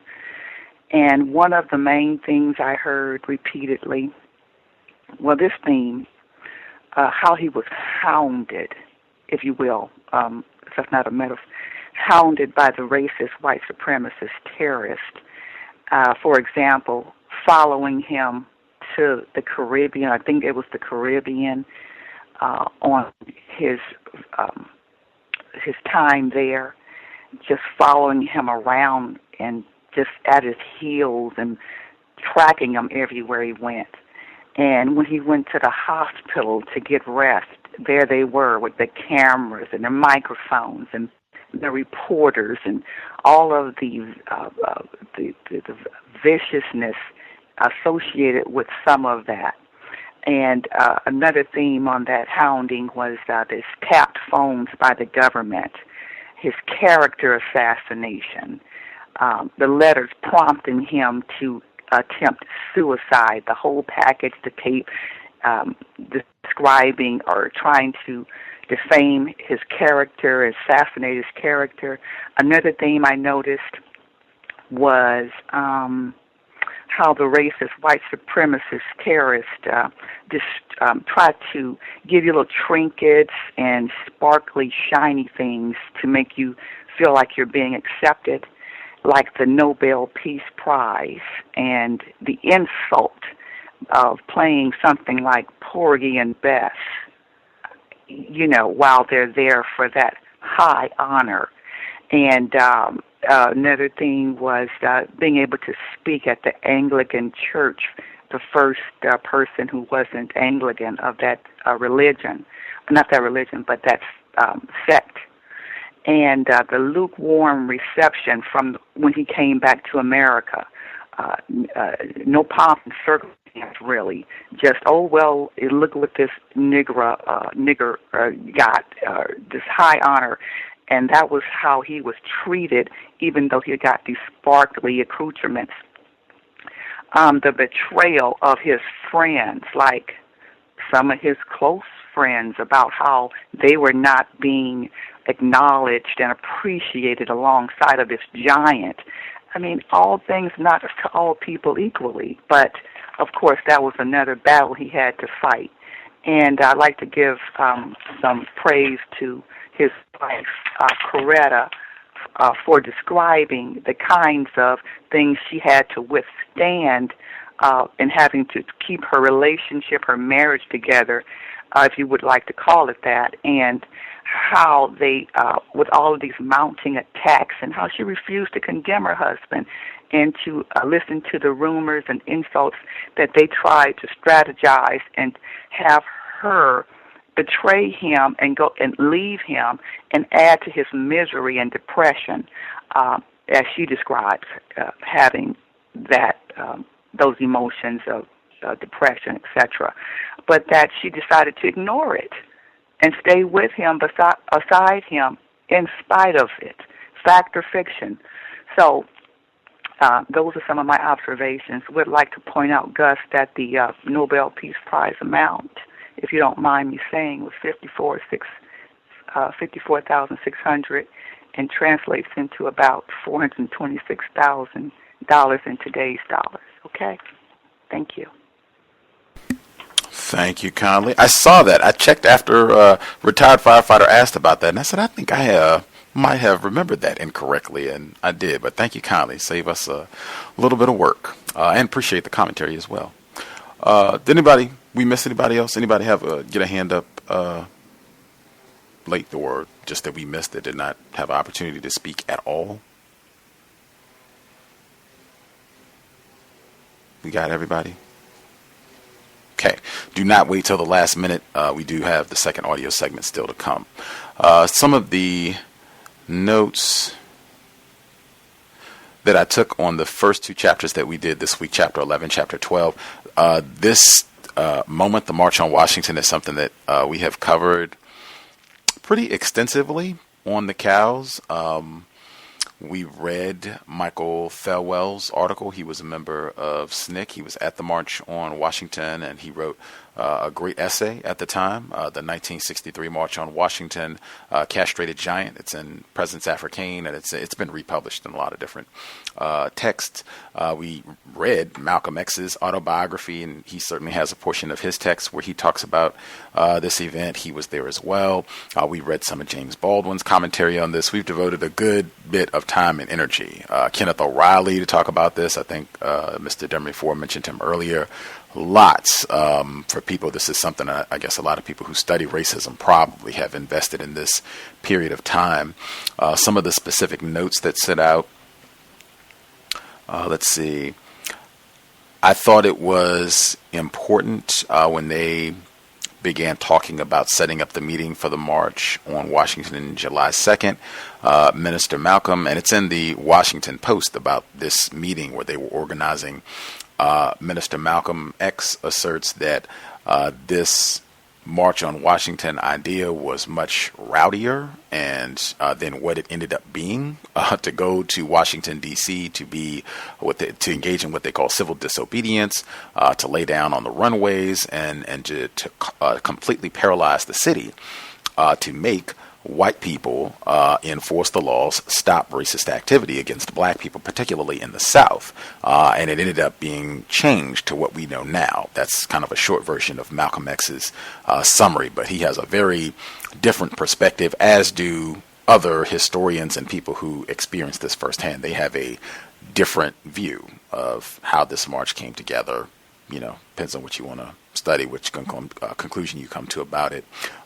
Their version, and one of the huge differences, their version, this was not supposed to be a march about the Civil Rights Bill. That was not the purpose of this march, to force white members of Congress to pass this legislation. I think a lot of black people at that time had the understanding that signing another piece of paper, writing another law is not going to do much to make white people stop being racist. If you would just enforce the laws that are already there, you wouldn't have this problem to begin with. But that is a key kind of point of divergence in this march, ending up a lot of people thinking this is a march for the Civil Rights Bill, as opposed to a lot of black people saying that no, this was supposed to be a march about demanding jobs and making white people stop the practice of racism. Curious if we have female callers about the wives not being allowed to march. I know Gloria Richardson, she was a member of SNCC. She's still alive. When they had the 50-year anniversary of the March on Washington, she did a lot of interviews where she talked about her thoughts on this. I think she got to stand up and say hi. I think there's video of her basically just standing up and waving. But if any of our female listeners have thoughts on that, definitely be interested to hear your thoughts. Let's see. I did not think she was joking when she said after the whole march that as she rode back to her hotel, she later joked about the new women's movement that was forming, white women's movement, in my view. I need to join it, I quipped. I remember 909, who was fond of saying jokes are grievances. Let's see. One major point for me, because she goes from that to talking about JFK, things are not chronological in this book, and that is extremely important. Or this particular segment, for the most part, this book is moving in a chronological manner, but the bombing of the Birmingham church is not chronological, and that is huge because many individuals, I would consider myself a modest historian. I'm not a LaRon Bennett Jr. or anything, but modest historian, whatever. I connect that event, August 28th, the March on Washington, the church bombing in Birmingham that killed those 4 little girls, was in September, mid-September of 1963. many individuals, many scholars, many historians, their evaluation, you have to connect those two events. Many people even suggest that that is the response to the March on Washington. This is what racists think about you and your march. And Dr. King had to go to Birmingham to meet with the family of the victims. He presided over the funerals of 3 of the victims. One of the victims' families, they made alternative arrangements, but he met with them. Dr. King did. So in my view, and I think it's strategic that not being chronological, because as opposed to any sort of serious evaluation of all this pomp and circumstance, and we talked about a lot of it, a lot of the sources that I mentioned, they are very critical. They have a very different perspective of the March on Washington and talking about how it did not have any clear objectives outlined in terms of tangible things. It was lots of metaphors. You couldn't hear all the speeches clearly. Lots of white people, suspected racists in attendance. Lots of people had a different perception. And so when that church got bombed and killed those 4 little girls, that radically altered a lot of people's opinion and knocked a lot of that euphoria that people had that, oh, this is so great and things going to change. Even James Baldwin in No Name from the Street, that is exactly what he writes. And we read that on the program before, where he says that had such a huge impact on showing him the sickness of white people, and that the March on Washington had indeed just been a dream, that white people are steadfast committed to white terrorism, even if that means killing black girls at Sunday school.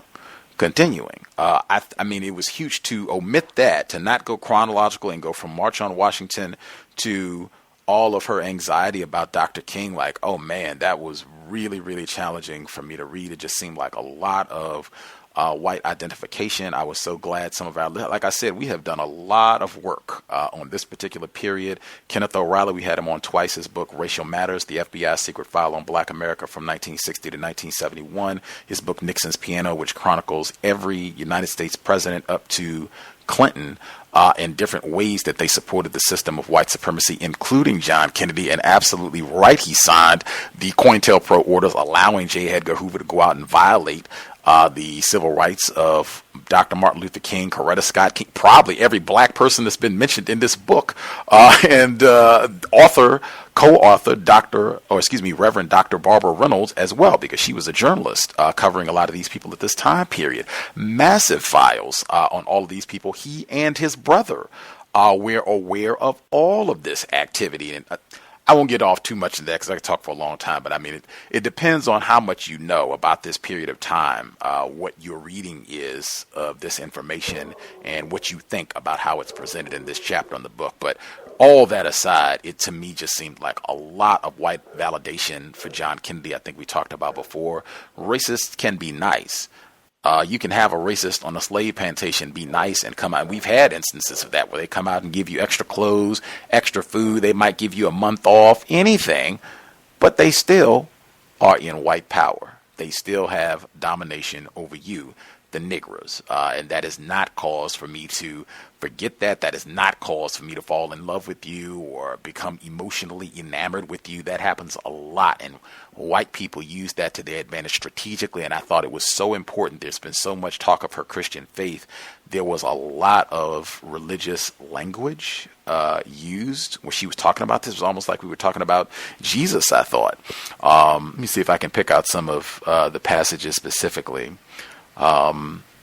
She said she felt he had been a friend. That stood out, that language alone, thinking of white people as friends. And even some of the times, if I remember correctly, she wasn't even talking directly to John Kennedy. She was talking to other people. She was talking to his brother, Bobby Kennedy, or other representatives, passing words and what have you. So it's not even like they were having face-to-face or even over the phone direct contact that frequently.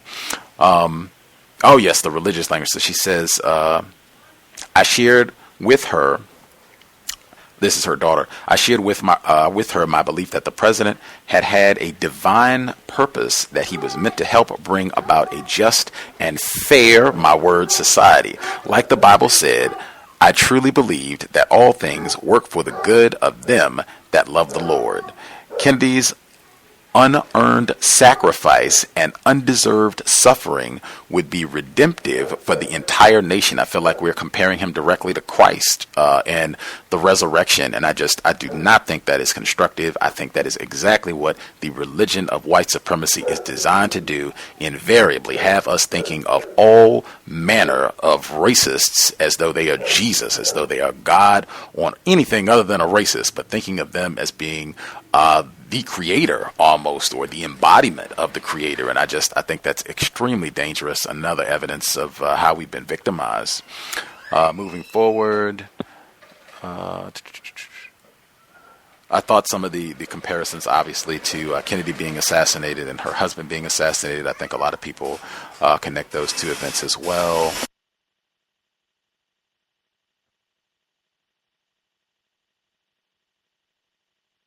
I think that's everything I had for chapter 11. For chapter 12, where they talk about where she starts the beginning of chapter 12, and she says the visible signs of forced racial separation were coming down. Just in my view, I think that's why it's so important. We can be confused about racism, white supremacy, where racists, they can change how the plantation looks. That's easy for them to do, but that does not in any way invalidate, remove, eliminate white domination. That is what it is we're trying to change, not just having visible signs of forced racial separation. And this is not a put down. This is just, I think, as was stated already, you examine history, you try to learn from the errors. I think that's one thing that we could learn from, making sure that we have the best way of contextualizing, talking about the problem we're trying to solve, which is the system of white supremacy. When she continues, let's see, she says, I could use public restrooms and ride city buses as well as Greyhounds. There were hotels that would admit me. I could take my children to a movie and not be segregated in the balcony. I did want to make sure that I acknowledge that is pretty major. I'm not saying that is, I'm not saying that that's nothing. As someone, who might need to use a public restroom,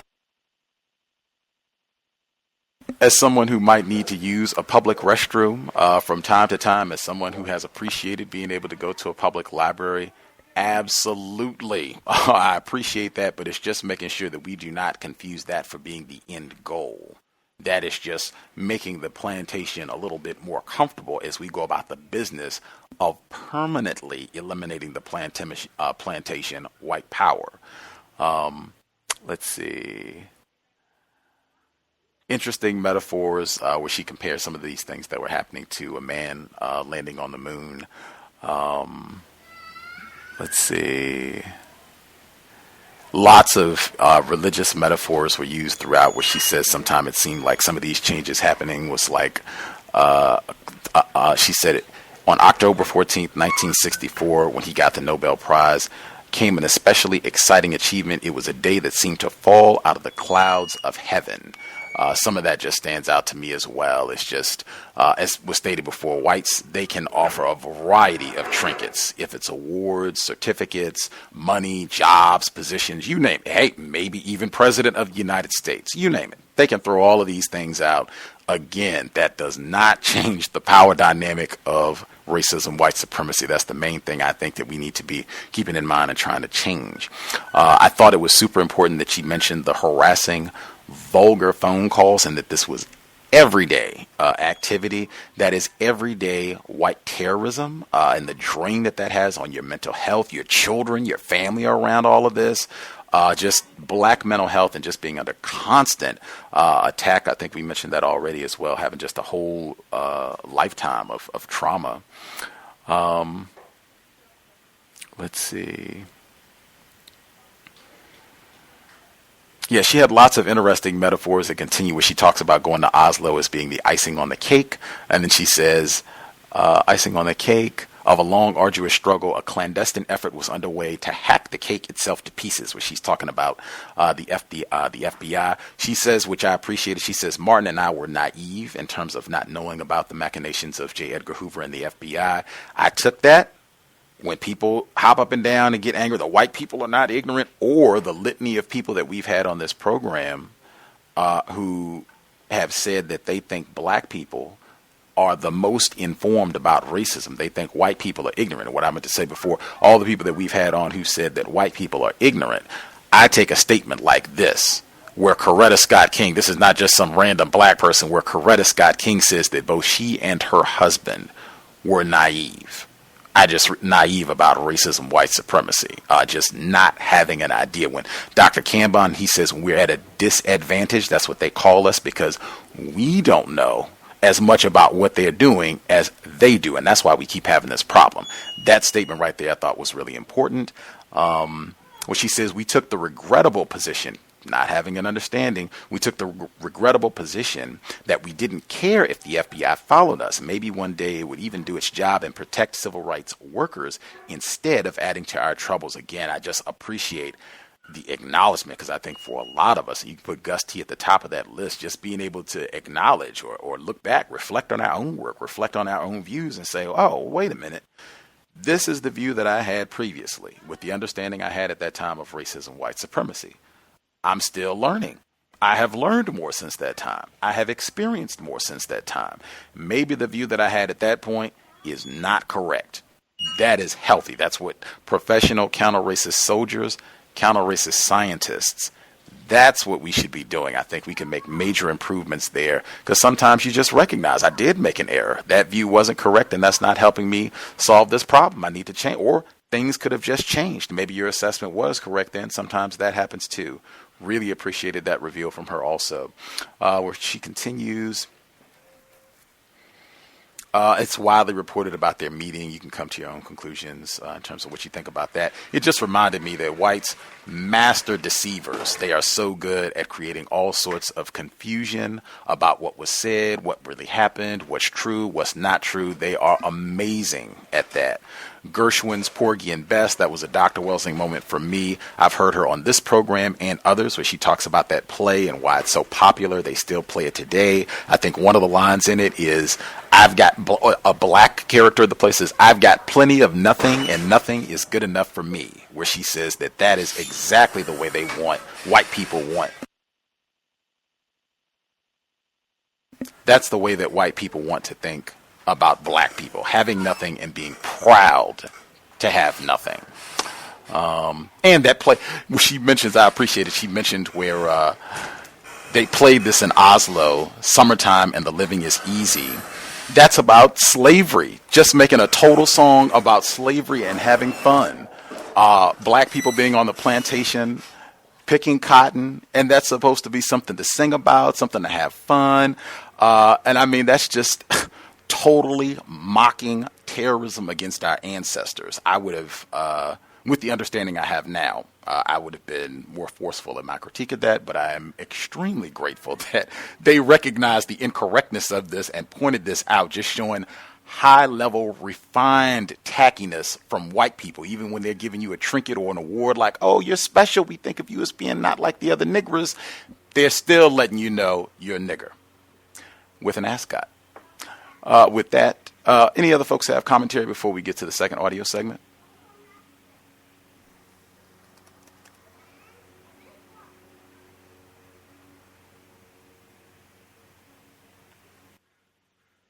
Folks satisfied, or any other commentary that folks wanted to make sure they get in before we get to the second audio segment?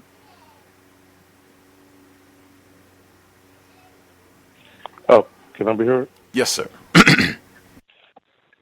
Yes, I just wanted to mention this one. They were talking about when Jimmy Lee Jackson was shot. We covered that, right? Right, yes, sir. Okay, yeah. James Fowler, the corporal in the Alabama State Police in 1965, shot and killed. Oh, wait a minute, we didn't get that. Man. Oh, we did? We didn't. I'm sorry. That's in this. I was thinking, oh yeah, I heard that, but I heard it because I already heard some of the. It's coming up next. Okay, I'll save that. All right, I'm good. Oh, okay. Got confused for a second. Let's see, did I miss anything? I'm just making sure I I did have a listener's commentary. I'll make sure I get that in as well, but I wanted to make sure I didn't have any other notes. I took a lot more notes this week.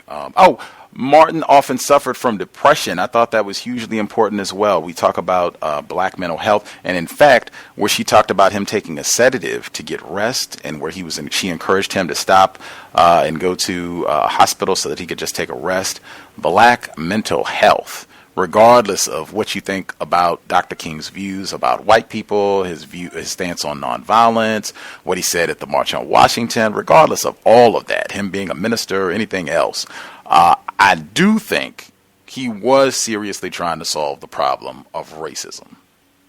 I do think he was seriously, eagerly, earnestly trying to do as much as he humanly could to help black people. On that basis alone, the amount of suffering, abuse, assassination that he has endured from white people, and then lying about him and just everything else that they've done before and since his death.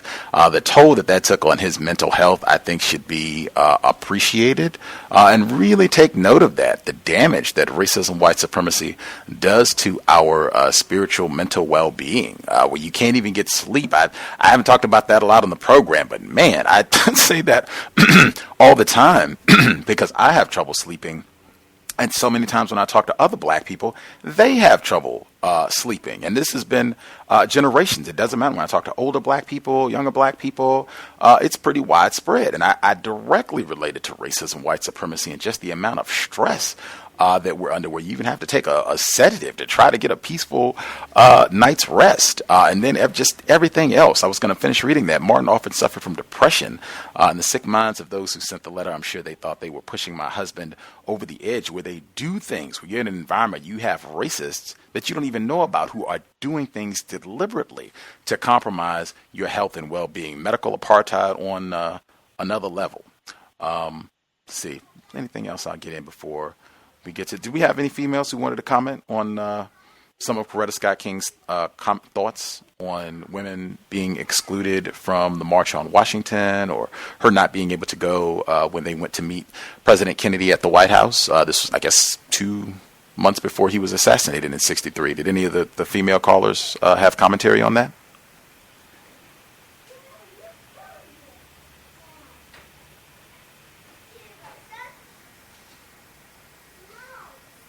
I'll assume they are good.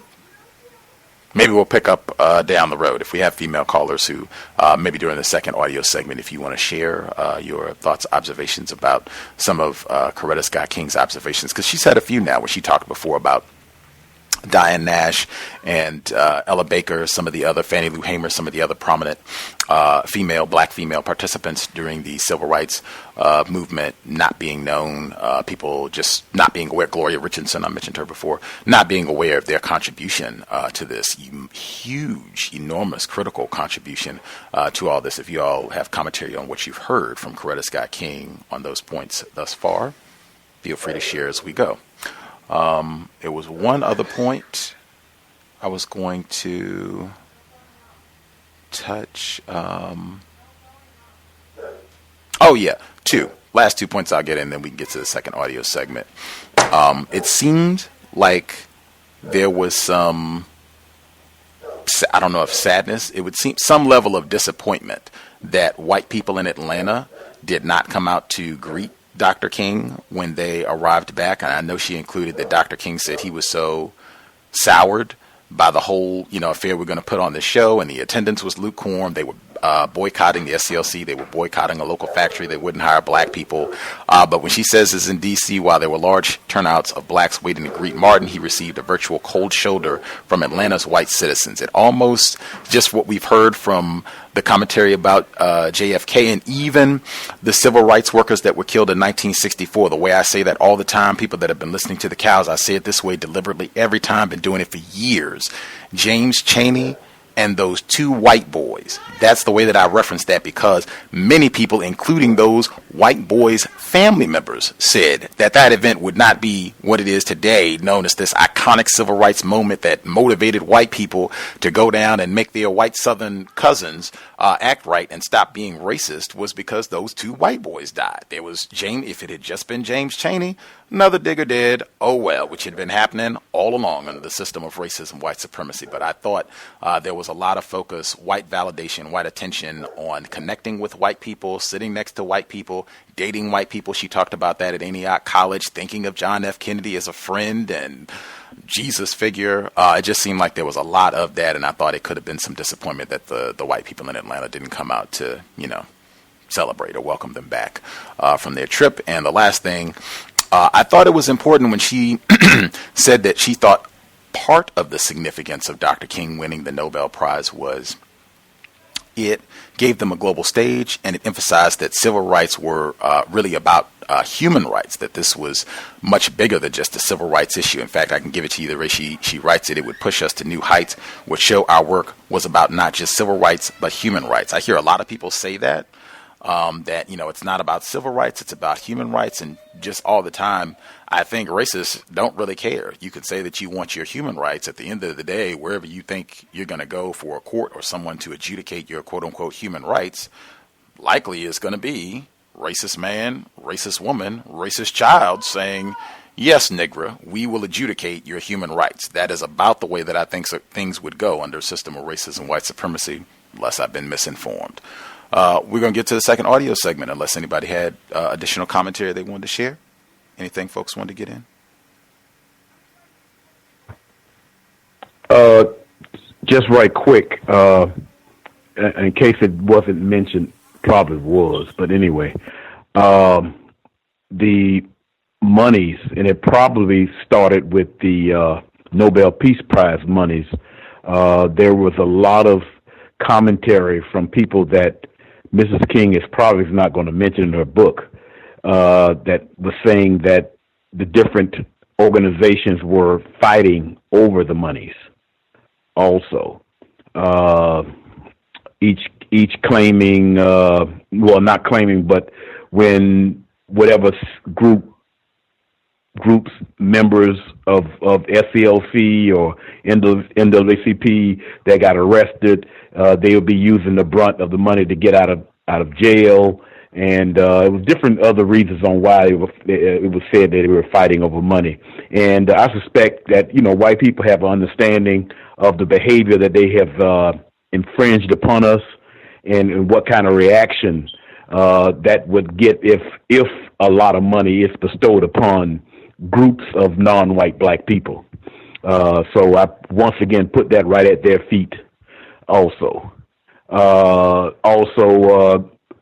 would figure that some of us, if not all, would know about how Malcolm X expressed a lot of the shenanigans that took place in this so-called organizing of what we know as the March on Washington. And that's all I have. Thank you. I see. Okay. Were you going to say something, sir?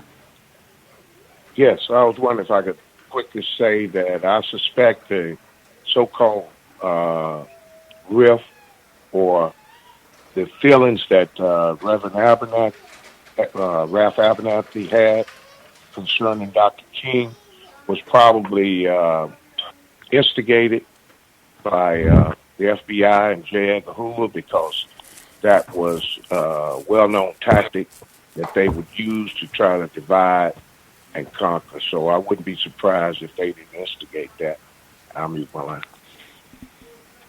It's been my experience they are exemplary at that very thing, instigating a lot of conflict between non-white people, particularly around money issues. In fact, I think that was some of the difficulties with the March on Washington leading up, where they were rankling about money. In fact, I think that was reported in the Washington Post. I've shared that article a number of times. The Washington Post, if the dates are correct, July 4, 1963, you can check, and they have an article that talks about that very thing. Some of the larger civil rights organizations that participated in the March on Washington, them, having disputes about finances.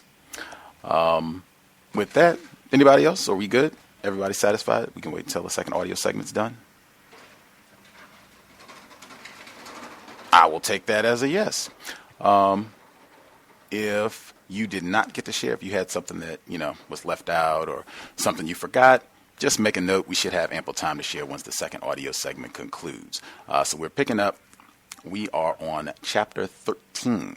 Chapter 13, Context of White Supremacy, My Life, My Love, My Legacy, Coretta Scott King, audio segment number 2. 13. Securing the right to vote was a blood covenant. You had better enjoy yourselves, because when we go into Selma, someone is going to get killed. Martin spoke these words while we were in Oslo. Throughout that entire trip, he had talked as if he'd had premonitions of more supporters from our movement becoming martyrs. From the mountaintop of Norway, we sensed that we were returning to a valley where tragedy surely awaited. The name of the particular valley was Selma. A medium-sized town between Montgomery and Birmingham, some 30 miles from my hometown of Marion, Selma was originally a cotton center and slave market. During the Civil War, it was second only to Richmond, Virginia, as an arsenal and supply depot for the Confederate Army. It had few equals, however, in its resolve to maintain the ideology of white supremacy. For blacks, Selma was rock bottom, a place where words such as democracy, representative government, and citizenship had no meaning. Most of the black population had never participated in governmental business as citizens, even though their roots, like those of many other African Americans, stretched back 300 years. Think what it means to have no vote in the major political, economic, and social policies that govern your life. In Selma, victims of brutality couldn't even say ouch too loudly. The town was nothing more than a police state. Keeping blacks in line were the White Citizens Council and Jim Clark, the Dallas County Sheriff, whose counterpart was Birmingham's Bull Connor. Clark and his posse savagely used cattle prods on blacks uppity enough to try to exercise their constitutional right to protest or speak out against disenfranchisement. While the majority of the folks in Dallas County, 57%, were black, less than 1% of that majority was registered to vote. In comparison, 2/3 of whites were registered. Neighboring counties were even worse. For example, in nearby Lowndes County, not a single black in the entire county was registered to vote. In 1965, all that would begin to change. The next big movement campaign was a push for voter registration and voting rights, an attempt to secure for blacks the freedom white men and women earned by being born.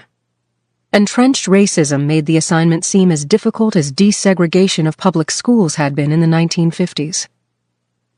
When, on our way home from Oslo, Martin met with President Johnson to discuss the importance of the right to vote in safeguarding all other rights, LBJ tried to convince Martin that the time wasn't suitable.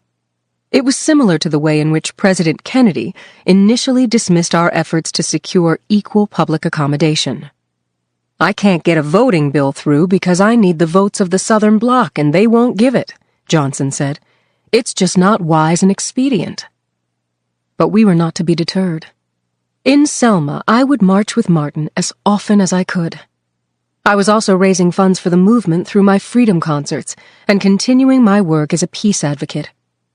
But my highest priority was back home in Atlanta with my children. For their sake, I tried to shield them from the terror and the blood being spilled in Selma. In a slight taste of what was to come, only a week after the Selma campaign began, Martin was attacked. The first day he was there, a white man followed him. The stranger's behavior did not alarm Martin's staff because the man seemed rational. He followed Martin into the Hotel Albert. As Martin was checking in, he hit Martin on the head so hard that Martin staggered and would have fallen to the floor if a staff member had not grabbed him. The man was held until police arrived to arrest him. Although Martin was not seriously injured, he suffered terrible headaches from the blow. The incident worried me greatly, for I saw how easily someone who meant Martin harm could hurt him. The first casualty of the voting rights campaign was not in Selma, but in Marion. We had been holding mass meetings and demonstrations in my hometown. One night in the middle of March, the streetlights were suddenly turned off. In the darkness, the police and their white racist buddies charged the demonstrators, clubbing and beating them. 82-year-old Cager Lee was beaten bloody. His grandson, 26-year-old Jimmy Lee Jackson, pushed his grandfather and his mother, Viola Jackson, into a cafe to escape further harm, but several troopers followed them. When a trooper hit Viola, Jimmy Lee struck back and was shot in the stomach. 8 days later, he died. Jimmy Lee's Aunt Juanita was a former teacher and had been one of my best friends in high school. Jimmy Lee was his mother's sole supporter and had never been convicted of any crime. Ironically, the crime for which his life was taken was written in the Constitution as an inalienable right to peaceably assemble, but for us, that promise was penned in invisible ink. Martin preached Jimmy Lee's eulogy, hailing him as a martyr. Afterward, my father, who was then 65 years old, and my brother Obi joined the mourners as they walked through drenching rain to the cemetery. Obi, a minister in the AME Zion Church, had become a movement stalwart. In 1969, he integrated a post office in a small town near our parents' home, becoming the first African-American postal carrier there. Until Obi took action, small rural areas in the South had seen no black mail carriers since Reconstruction. The tragic news didn't stop with Jimmy Lee's death. 3 days after he was killed, we learned that Malcolm X had been assassinated by members of the Nation of Islam in a ballroom near Harlem. When I heard the news, I felt a tense pain in my chest and a great sadness, especially that his death was so senseless. It was not a martyr's death, which is very often redemptive. Just a few weeks earlier, I had met and talked with Malcolm X in Selma, and I'd felt I was gaining a clearer understanding of his principles. Malcolm had come down to Selma after Martin and Ralph were arrested and jailed for leading a march of about 250 blacks and whites from Brown Chapel AME Church to the Selma courthouse. Juanita Abernathy and I had gone to participate in the protests. When we arrived at Brown Chapel for a noonday march, Andy Young told me, "You have to come inside and meet with the people. Malcolm X is here and he's really roused them up. They want to hear from you." In response, I gave a short, inspirational speech, emphasizing the benefits of nonviolence and urging the protesters not to give up hope. Afterward, Malcolm and I had a chance to talk. He apologized for not going to the jail to see Martin, explaining that he had a plane to catch for London, where he would address the African Students' Conference. Despite all the media reports of his inflammatory rhetoric, he was low-key and humble during our conversation. He told me, "I didn't come to Selma to make Dr. King's job difficult. I really did come thinking I could make it easier. If the white people realize what the alternative is, perhaps they will be more willing to listen to Dr. King." I saw then that he wanted an opening by which he and my husband might work together. I knew that he had been to Mecca, that he had broken with Elijah Muhammad, that he was altering his violent rhetoric and was moving away from ideas of hatred toward racial unity. I believe the whole cause of social change would have been advanced if he and Martin had been able to combine their efforts going forward.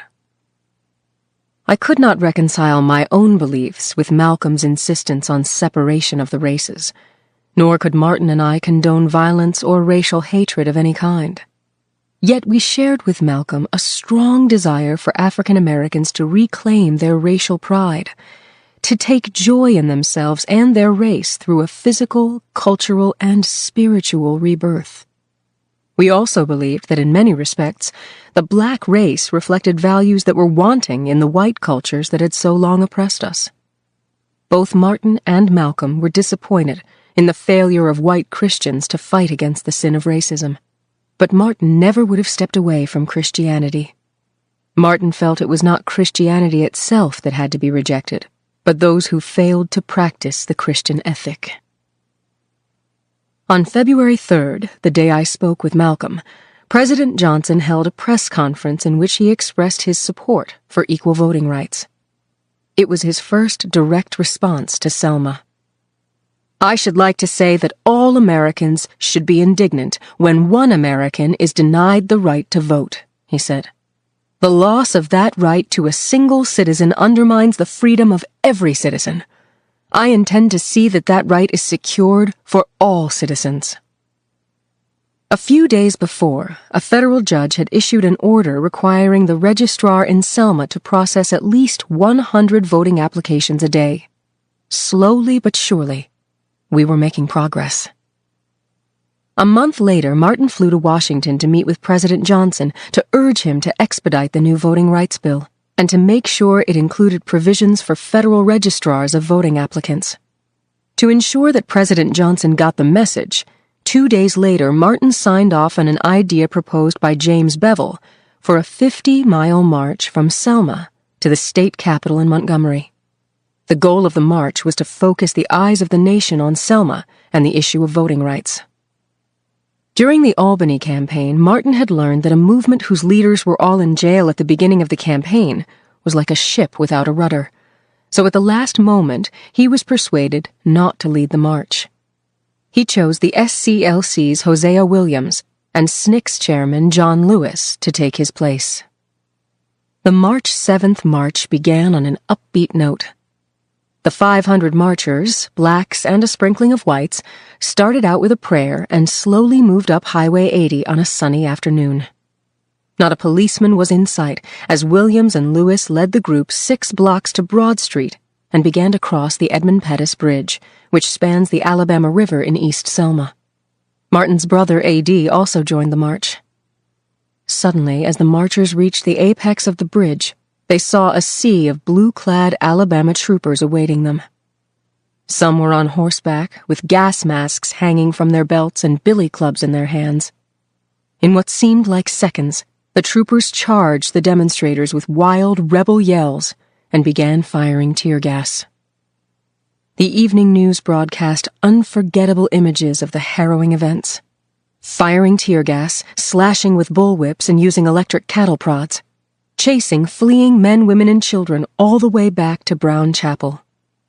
The cameras also picked out the expressions of some whites on the sidelines, their faces distorted with hatred.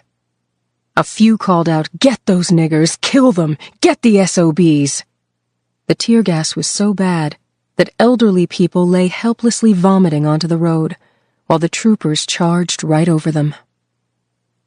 Martin was horrified by the melee, which came to be known as Bloody Sunday, and he agonized over not being there. Immediately, he announced that he and Ralph would lead another march on Tuesday. Just as fast, the Alabama authorities got a temporary federal injunction to stop them. When Bloody Sunday broke out, I was at Second Baptist Church in San Francisco on the third leg of a 5-city Freedom Concert tour to raise funds for the SCLC. As soon as I heard how badly the people had been beaten, I became very nervous. I hadn't heard from Martin and didn't know where he was. When I did talk to him later that night, he told me how one of the papers reported that a pretty credible threat on his life had been made. "I had better come home to be with the kids, just in case they hear the rumor," I said. "No, you're making a contribution right where you are," Martin told me. "Fine, but if anything happens to my family, I am going to take the next plane out of here." I finished my concerts in Portland and Denver, raising about $20,000, which in those days was considered good money, and returned to Atlanta. For a while, I busied myself with the care and schooling of our children, trying to create a reality as free as possible of the death and bloodshed in Selma. There was always music in our home. Many people did not know that Martin had a deep baritone voice and enjoyed singing. Our children were musically inclined as well. Yolanda played the piano, the clarinet, and the bells. As a beginner in piano, Bunny showed promise. Marty had a good ear for music, and Dexter was working on learning the trumpet. The boys were also learning to sing bebop music with near-perfect pitch. We had recently purchased our very first home after renting or living with friends and relatives for 13 years, and I was determined that it be not just a roof over our heads, but also a refuge. Martin's heavy responsibilities meant that the tasks of renovating and settling into our new home fell to me. Often this was the case, I bore much more of the domestic responsibilities, and, with Martin away so much, was left to bring up the children virtually alone. Only on occasion did I feel sorry for myself, like when both Marty and Dexter had to have their tonsils out at the same time. Martin was so busy that I went ahead and made plans for their surgeries without telling him. When the boys woke up and needed his attention, Martin was not there. That evening I had the television on and saw Martin at the White House, witnessing the signing of the voting rights bill. I felt very supportive of his being there, but I also had this feeling of being alone, of being entirely by myself. More often than not, though, I accepted the fact that Martin could not do all he did and still be an active father. He sometimes berated himself for not being a good parent. When he did that, I always came to his rescue, reminding him of the quality time he spent with the kids when he could. And when he was home, he was wonderful with the children. Occasionally, when I went to the hairdresser or went shopping, he would babysit. He and the kids would have a wild time together, roughhousing. And I tried to help our children see that what Daddy did helped change things for others for the better. I remember how Yoki cried when we had to tell her she couldn't go to the Fun Town amusement park in Atlanta because the park didn't allow Negroes. Years later, when Fun Town was desegregated as a result of the movement's efforts, Martin and I took Yoki, Marty, and Dexter there, and we used the experience to show them that people working together could change things. On the Tuesday after Bloody Sunday, Martin decided that the march from Selma to Montgomery would go on despite the federal injunction against it. He had a distaste for defying federal injunctions because he depended upon the judiciary in Alabama to prevent unlawful interference with the voting rights campaign. But the situation was urgent. Martin made a nationwide appeal, asking clergy and lay people to join him in Selma, and they came in droves. Nuns, priests, ministers, rabbis, and ordinary people flocked to that small southern town. In all, on that Tuesday, about 1,500 people, more than half of them white, marched out of Selma on the way to Montgomery. Once again, the troopers were lined up shoulder to shoulder on the Edmund Pettus Bridge. When the police gave the order to halt, the marchers knelt in prayer. Then, in an effort to prevent a nonviolent confrontation from turning into another orgy of mob rule, Martin told the crowd to turn back. Martin's attempt to strike a peaceful compromise, however, couldn't smother the hot fires of extremism. The night of the march, 3 clergy who had responded to Martin's call were viciously beaten as they left a black-owned cafe. 4 Klansmen in sports jackets attacked them with wooden planks. The Reverend James Reeb, a white Unitarian minister from Boston and a father of 4, was left unconscious. He died 2 days later. On Monday, March 15th, more than 2,000 people attended a memorial service for Reeb. In Martin's eulogy, he noted that Reeb's death may cause the white South to come to terms with its conscience. That night, President Johnson spoke to the nation about the ongoing violence. He compared Selma to the famous Lexington and Concord battles of the American Revolution and to the Civil War's Battle of Appomattox. In Selma, he said, long-suffering men and women peacefully protested the denial of their rights as Americans. What happened in Selma is part of a larger movement which reaches into every section and state of America. It is the effort of American Negroes to secure for themselves the full blessings of America. In a call for unity, he said, their cause must be our cause, too. Because it is not just Negroes, but really all of us who must overcome the crippling legacy of bigotry and injustice. With a flourish, President Johnson ended with our time-honored battle cry, and we shall overcome. More important in his speech, he designated the Voting Rights Bill his highest priority. Yet even though we now had support at the highest levels, the Selma movement dragged on. After 2 murders and nearly 3,800 arrests, only about 50 African Americans were registered to vote. Then, a miraculous turnaround occurred. The federal injunction against the march was lifted. The president federalized the Alabama National Guard and committed 4,000 regular Army troops to Alabama. This meant that despite Governor Wallace's protestations, the march could proceed. For the first time, our efforts fell under the protection of the federal government. On March 21st, 2 weeks after Bloody Sunday, Martin led 5,000 supporters of both races out of Selma and across the infamous Edmund Pettus Bridge. I had to honor a commitment to speak at Bennett College in Greensboro, North Carolina that day, but I said to Martin, I would rather march in Selma. He encouraged me to go ahead and make my contribution in North Carolina and then joined the group on Monday, which I did. When I arrived, I saw how tired he was. His feet were in poor condition. Fortunately, the march had advanced to the point where there was a medical unit and even a commissary to aid the marchers on their 50-mile trek.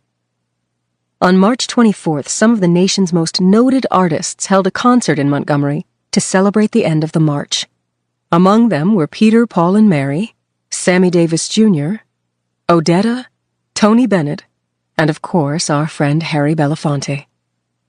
Despite the cover of harmony, there was an undertow of anxiety.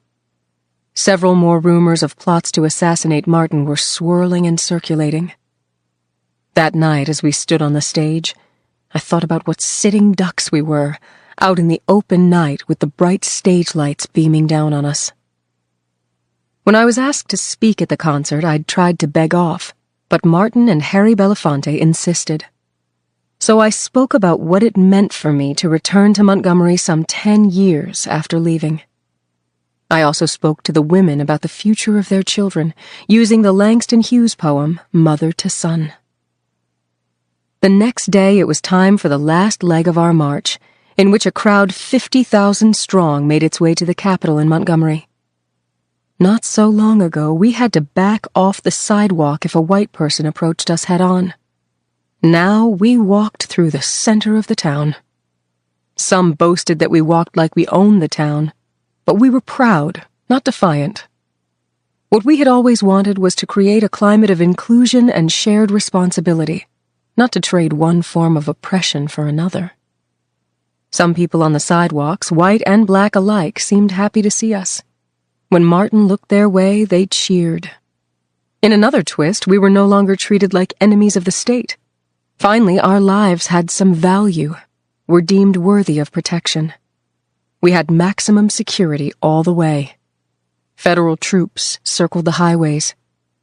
Sharpshooters were stationed on rooftops, and helicopters buzzed about overhead. Marching past Dexter Avenue Baptist Church was thrilling for me. Shortly before we arrived, I saw my mother and father standing in the crowd. I sent for them to join us. Daddy King was also with us. Having our parents marching with us was a unique experience for Martin and me. Martin's sister and brother, Christine and A.D., also marched with us. You could say it was a family affair. Ralph Bunch, Mrs. Rosa Parks, and many others were there too. I was greatly honored to have my parents join me on the platform for the ceremony, with the state capitol looming in the background. During the speeches, I daydreamed, drifting back through a decade of events. In 10 short years, we had seen miracles occur. Things thought impossible were now reality.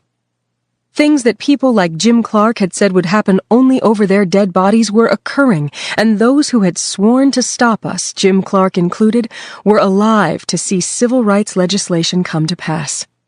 Despite George Wallace's ringing declaration, segregation now, segregation tomorrow, segregation forever, we stood in an ever-changing, increasingly integrated society. What a long way we had come. From thousands of people bravely challenging a bus system to hundreds of thousands of visible supporters marching across the South, we had desegregated buses, public transportation, and terminals.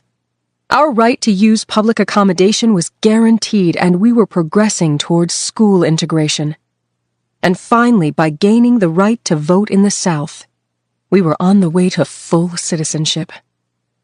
Cities known for their intransigence would go down in the history books as the birthplaces of national legislation. Montgomery led to the Civil Rights Acts of 1957 and 1960, Birmingham to the Civil Rights Act of 1964, and now Selma would produce the Voting Rights Act of 1965. It is a fact worth restating, especially for those who do not now use their franchise. Securing the right to vote was a blood covenant, a right won and sealed by the deaths of men and women, whites and blacks, whose blood spilled onto Alabama soil. When I looked out at the crowds, I saw many church people, both white and black. They were more involved now than at any time in our history. I told Martin later that it was perhaps the greatest witness by the church since the days of the early Christians. Perhaps my father summed up best how many of us felt. This is the greatest day for Negroes in the history of America. That night, the airport was jammed with thousands of people going home. They were a happy, fulfilled crowd, black and white together, eating and laughing in a spirit of brotherhood and sisterhood. It was a scene that captured what we had fought for, a chance to be free of race hatred, an opportunity for all people to live and laugh together as equals.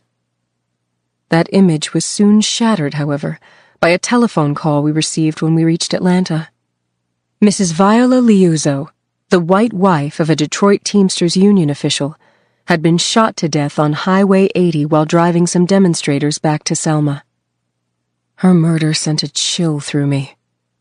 If whites would kill a white woman for helping blacks register to vote, I thought, what would they do to blacks who attempted to vote? Mrs. Liuzzo's death was a reminder to watch and pray. The battle was not over, and there were many more rivers to cross. Chicago would be that next river. That will be a river for next Friday. Context of White Supremacy. That is the end of Chapter 13. Coretta Scott King, My Life, My Love, My Legacy. If you have commentary you would like to share, the number to dial is 641-715-3640. The code is 564-943#. Press *6 if you would like to participate. We should have a little bit more than 30 minutes remaining in the program, so if folks have commentary, there should be ample time. Please do not wait until the last minute. If you think you have something you would like to share, a question you want to ask, just any contribution, go ahead, get your hand up. We will make time for all. Let's see, make sure we don't have any folks that we missed completely. It should be all the people who had a hand up from the first time around should be with us, and I'll just double check to make sure that we have not missed anyone who hasn't had a chance to speak at all. But yeah, everybody who had a hand up from before, line should be open. Feel free if you have commentary. Yes, sir. Can I be heard? Yes, sir.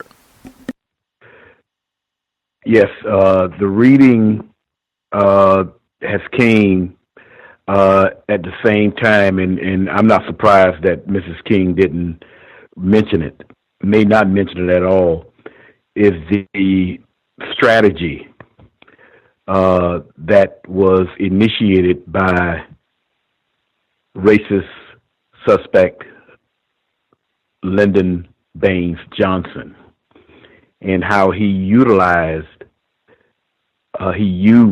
politically and deceitfully black people in this part of the world to fight against the system of racist white supremacy for his own personal gains, and also, of course, for the refinement of the global system of racism, white supremacy, because he did issue protection, quote unquote,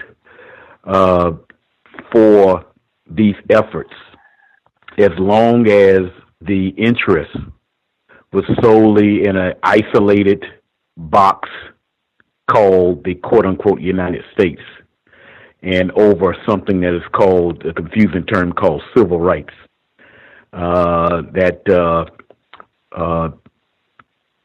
Mr.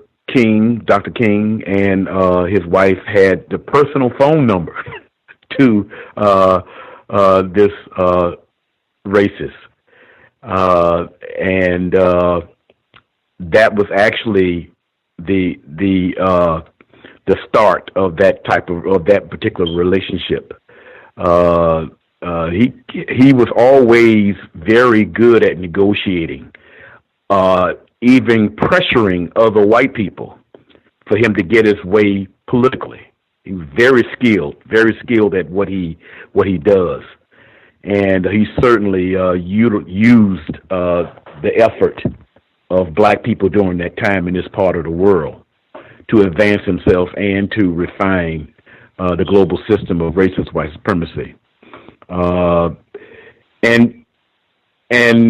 maybe, I may be talking crazy or something, but, white people could have solved the problem, but they always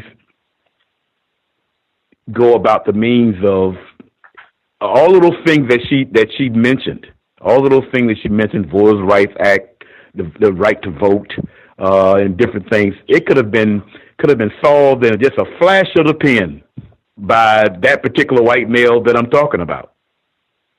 But they always make non-white people, especially non-white black people, do all of the work, take all of the risks, lose their lives over these things, and they know very well that it's not going to solve the problem. You don't quantitate justice. You either have it or you don't. You either have racist white supremacy or you don't. One or the other. As opposed to, yes, one can talk about some things that can make our bad time in this part of the world and globally a little bit more comfortable. But it doesn't necessarily have to do anything with solving the problem of racist white supremacy, and that's all I have to say. Thank you. Yes, sir. Other folks we have not. Oh, yes, sir. Proceed. Oh, sorry about that. Good read. One of the things that I just took a couple of notes. Whenever she was talking about the media, just based on observations now, I always equate media to white people. And I just start to use that word or just try to say something like the media controlled by white people. Because sometimes when people use that word, the media is portraying something, it's like it's some secret organization when in 99% of the time it's typically white people. When she had mentioned there were certain qualities in black people that Martin had maybe thought that white people would like to have, that reminds me of Dr. Welsing, when she talks about us being a people to bring peace to the planet. I don't know, it just reminded me of that immediately. Huge levels of black self-respect when she's talking about just their attempts to be a parent. I mean, I'm a parent now, teenagers, and it's difficult, but I can't imagine being a parent and attempting to solve this problem at the same time and being extremely serious in solving this problem, which where your life is on the line. I think we all are trying to do constructive things every day with our children and with ourselves to attempt to solve the problem, but the amount of daily terrorism that they were under, kudos and tremendous amount of black self-respect to them. The one question I had is this about when she's reading in just this whole book, when Gus talks about trauma, a lot of these people that committed a lot of these acts are not dead. And we have, like, I'll bet you there's probably 30,000 books written on the civil rights movement from black people and white people alike and how terrible this stuff was. And some of the people that, the non-white people that have gone through this are still alive. How exactly are reparations not possible? Towns, people were destroyed, black mental health. How exactly is it just befuddles me. I understand it's racism and white supremacy, but knowing all this information and just maybe having ceremonies and things of that nature or talking about it in a book but you still have people that are alive today that committed some of these acts and are still walking around actively, where other cultures try to bring people to justice. And I just took notes on that. That line about the greatest day in the history of Negroes in America just kind of bothered me a little bit. And it's only because I'm less confused about racism, because I think whatever great day we should be looking for would be the day that, justice is here and racism and white supremacy is completely gone. And then I just thought about the movie Selma. I took my, teenage son to go see it a couple of years ago. And it was from the previous chapter when talking about, MLK's alleged infidelities that she stated she didn't know anything about. But that movie had a theme to where it was alleged. And I guess I wanted to ask Gus, we probably don't have to ask him any questions, but, that movie was supposed to be historically accurate. And I know that this book came out after that movie, but I just, there were people alive to substantiate, Miss King's story and a lot of other information. And I just find that very interesting that was put into the movie. It is a movie, but it was also done with money from Brad Pitt, who's a racist suspect. And so that can kind of explain that as well. So didn't mean to ramble. I'll mute my line. Thanks, guys. That is an important observation about the infidelity scene in the movie Selma, Ava DuVernay's award-winning project. Do we have other folks who wanted to respond, share their thoughts? Can I be heard? Yes, sir. One of the things I noticed, page 137, specifically the first paragraph, kind of going over talking about Martin and Coretta parenting their kids and how he felt. One of the passages that stuck out to me was that he said, it's in paragraph 1, he said, sometimes berating himself for not being a good parent. And when he did that, I always came to his rescue, reminding him of the quality time he spent with his kids when he could. And so that whole passage really struck me because I can hear clearly Mr. Neely Fuller expounding on, saying that term, attempted father, attempted mother. And my first hearing that, I remember when I first heard that, I recoiled strongly against that. But then, just is becoming more aware, understanding white supremacy, how much that term, attempted father or mother, feels and looks and evidence shows that it's got some truth to it there, and that particular passage and him not being able to even father his own children because of him trying to fight racism, white supremacy constructively, as constructively as he knew how, really struck me. And then another thing I noticed was on page 138, where the four Klansmen attacked those ministers and others, and left the minister from Boston, Father Ford, left him unconscious, and he died 2 days later. Kind of makes me think about how if you don't get on code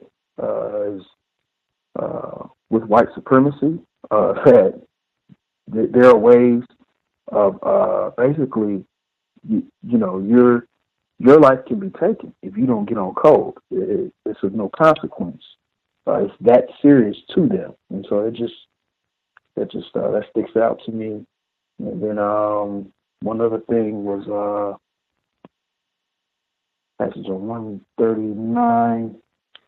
I think the firefighter kind of spoke on it about when he kind of alluded to it with President Lyndon B. Johnson and the protection and being able to almost kind of back off, using Southern strategy, so to speak, with knowing how to manipulate the black constituency and kind of knowing also at the same time, too, how to talk to his Southern compatriots and just really kind of moving things in a certain way, especially when you read the passage and it says during the concert, said some people on the sidewalks, white and black alike, seemed happy to see us. When Martin looked their way, they cheered, and others wished we were no longer treated like enemies of the state. Finally, our lives had some value. We deemed worthy of protection. We had maximum security all the way. Federal troops circled on the highways, sharpshooters were stationed on rooftops, and helicopters buzzed about overhead. And so that passage just kind of struck me about, at certain times the government apparatus could make sure that no one was hurt, and this maximum protection. And other times, with the incident that happened in Selma, Bloody Sunday, with how people could be harmed, people could be killed. And so it just kind of how the system of white supremacy can be so confusing to victims. You see this on the one hand, complete control, and then you see on the offhand another instance where, you see that your life, how short and how fast it can be taken if you don't get in line. So it just really struck out to me. Thanks. Appreciate that. Do we have any other callers who had commentary? Can I be heard? Yeah. Heard both of you. Let's see. I'll jump in there first, Gus. Greetings, Gus, callers and listeners. This is Jay out of New York. Just wanted to follow up. I wasn't able to get in for the first read, but I think many of the folks covered some of the notes that I took. I did want to kind of jump on page 132, where, and I'll just read real quickly. In a slight taste of what was to come, only a week after the Selma campaign began, Martin was attacked. The first day he was there, a white man followed him. A white man followed him. The stranger's behavior did not alarm Martin's staff because the man seemed rational. That just kind of stuck out to me. You're in the South. All this is going on. A white man is following you, and nobody from the staff picks up on this as being irrational. And I'm not sure if this is that kind of confusion that still kind of exists today by seeing a white person. And even if a Dylan Ruths or all of these crazy maniacs that are out there are causing harm to our people are doing the things that they're doing, there's still this block that individuals can kind of still say that this person is acting rationally. That just kind of stuck out to me, and it just kind of made me think about where we still are today, that these things could be going on with these racist, just terrorists that are out there and still go out and just don't see these individuals as threats on a day-to-day basis. And it kind of goes right into page 133 as they talked about Obi and I guess how he was kind of the integrated post office, and he was the first one to become a mail carrier. And I just thought about, like, what an experience that must have been if he had to carry mail in a terroristic neighborhood and just go through just that terroristic act with their dogs. And, I'm pretty sure that there were probably 10 to 15 dogs on the block called Nigger. And what type of terroristic activity he must have experienced, just kind of having to deal with that. Just a lot of things that kind of stood out to me in these couple of chapters about just kind of this acceptance into the system, this really wanting to be in there at any cost. And it just showed out, and many other people mentioned it just by how the system is set up to kind of turn us against one another. But even today, we still have the first this, the first that, the first, and we're still celebrating these things. Just a couple of notes that I took. I'll mute my line. Appreciate that. The caller who spoke up simultaneously, did you have commentary you were going to share as well? Yes, this is Henry Ford. Yeah, I wanted to complete that about the corporal in the Alabama State Police that shot Jimmy Lee, was unarmed, protecting his mother. That state policeman, James Fowler, he literally got away with murder for 45 years.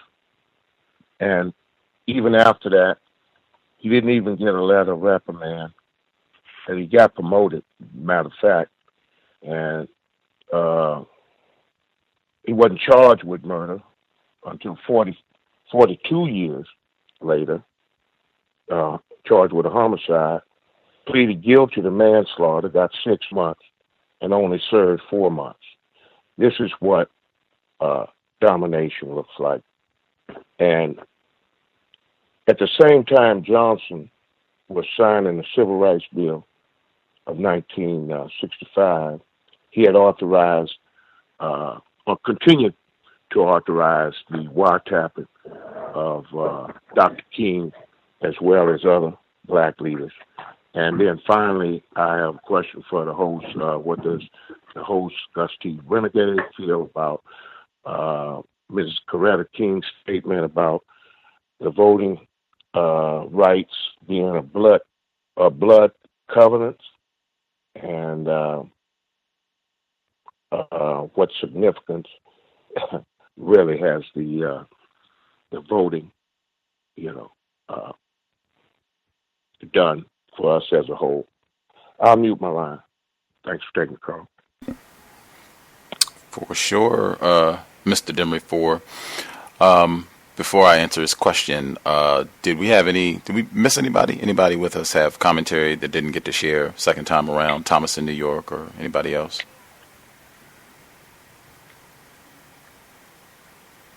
Anybody that didn't get an opportunity to share at all who had a hand up? Did we miss anybody, or we got everybody? All right, I will assume that we got folks. Some of the notes that I took, I'll get Thomas's question and read one of the comments from a listener as well who wrote in. Some of the notes that I took for chapter 13. Oh, I thought, before I even get to that, I thought that was a great observation about Obi, Miss Coretta Scott King's brother. And that would be fascinating if he wrote a book about that experience. I cannot imagine. In fact, I just saw it was in the news where they were saying there had been like an increase in postal carriers being attacked by dogs. Man, oh man, they probably had the dog trained to get Obi like every day. I would really appreciate reading if he has some commentary on what that experience was like. And I think we talked before about the animosity that white people have for the post office anyway, because they think it just hired a whole bunch of niggers like Mrs. King's brother. Notes that I took. When she said, when she talks about when they purchased the home, she said, after renting or living with friends and relatives for 13 years. Wow. With all the stress, we talked about that from last segment, black mental health, the death threats, house getting bombed, Dr. King being stabbed, everything, harassment from FBI, COINTELPRO, arrests, local law enforcement being thrown in the back of the car with the German Shepherd from just constant. All of that, and you don't even have a residence, like a permanent, like you're staying with like friends and relatives. If they got a spare bedroom, it's like, woo. The stress, like, man, I can totally understand why you would need a sedative, why you would need to go to Jamaica for, a couple weeks vacation, why you would be depressed. All of them, where she talked about feeling alone and stressed out from all of this, victims of white supremacy. When I went back, Dr. Yaba Blay, she was on the program before. She's at North Carolina Central. She was on the program, and even when she's done other broadcasts, she talked about the importance of having empathy with other black people and recognizing, like, man, this is a victim of white supremacy. Like, just hearing all this stuff, and I didn't know a whole lot of this about the things that Mrs. Coretta Scott King endured throughout her life, even way before she got married to Dr. King, and the things that she had to endure then. So I just think that's really important. Even, it doesn't mean that you have to agree with them. It doesn't mean that you even have to like them or endorse their views. It's just, well, before I, get up to next Coon of the Week award, let me, at least pause and think about some of the difficulties that this person has had to endure.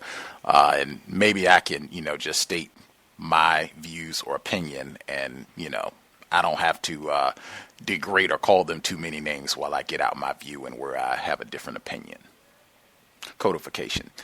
Next, where she says, this is when they are getting ready in Montgomery, doing their march and what have you, and inviting everyone. She says, that night as we stood on stage, I thought about what sitting ducks we were out in the open night with the bright stage lights beaming down on us. And if anything that I've learned from this book, like, it doesn't matter. You can be in your bed, at home, middle of the night.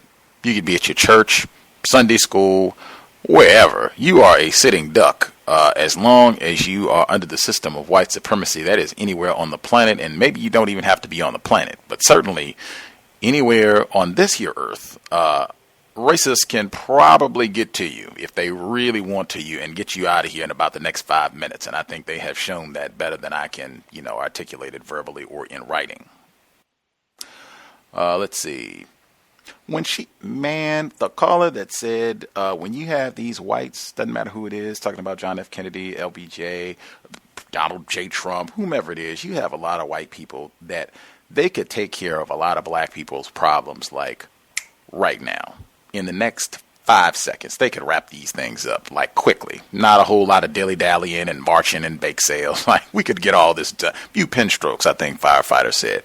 When she says that after they have Bloody Sunday and John Lewis gets maimed and all of this, black, parishioners beaten on the bridge, disgraceful people watch this. Now they come back and she says they have sharpshooters were stationed on the rooftops, helicopters buzzed overhead. Like, wow. You could have done that to begin with. In fact, you could have made it so that wasn't even necessary. You could have brought in the more powerful white people. This is what it's going to be. We're not going to beat the niggers on the bridge. We're going to have a little law and order. People are going to act like they got, some sense. And we're not going to have any, bloody news footage for the 6 o'clock feature this evening. White people could do that when they want to. We'll get to it when we get to it. If it suits our needs to see that the niggers are protected today, we'll do so. If tomorrow it does not, that's not on our concern, well, then the niggers won't have any protection. And maybe we'll report it, maybe we won't. That's the system of racism, white supremacy. Next, where she says, all of the Voting Rights Act, I just kind of piled all of that up. Again, I didn't live through it. Like with Mr. Fuller, he can speak to the experience of saying, hey, I lived when we had to sit on the back of the bus and, we couldn't go to these restrooms or you couldn't go to this library and what have you. So I appreciate the total system of white supremacy, but I remember when we had a lot less access to things, right? Mr. Fuller and others can speak to that directly as a lived experience. I cannot.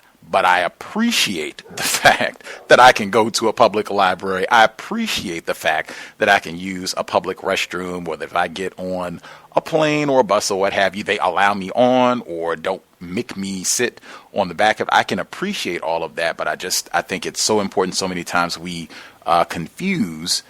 These are just, things to make it a little bit more comfortable as we go about permanently resolving the problem. This is not, the end all be all, and it just doesn't get articulated in that way. I think sometimes people are confused and think that this is all that needs to be done and everything will be great. And that just, obviously has not been the case. So I'm not, one of those types of people that we should celebrate the Voting Rights Act. We should celebrate the Civil Rights Act. It's not saying any disrespect to any of the black people that worked, and she is correct, even died in some instances to make these things happen. But it is recognizing that I think, at least my view, and I could be wrong, but I think many of the black people who died for these things, they want a permanent resolution to this problem. I think they would be even more horrified to think that they died in trying to help black people and solve some of our problems with white supremacy that white people passed some slick act or law or what have you that pretends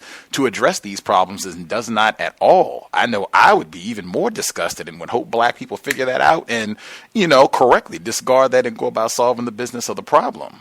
That's the logic that I would use, and I think many of those folks would too. But to Mr. Demery Fours, the metaphor about it's a blood covenant, in terms of these acts, Voting Rights Act and what have you, and just being able to vote in and of itself, I can totally understand, in particular, people that are a little bit older than myself or significantly older than myself.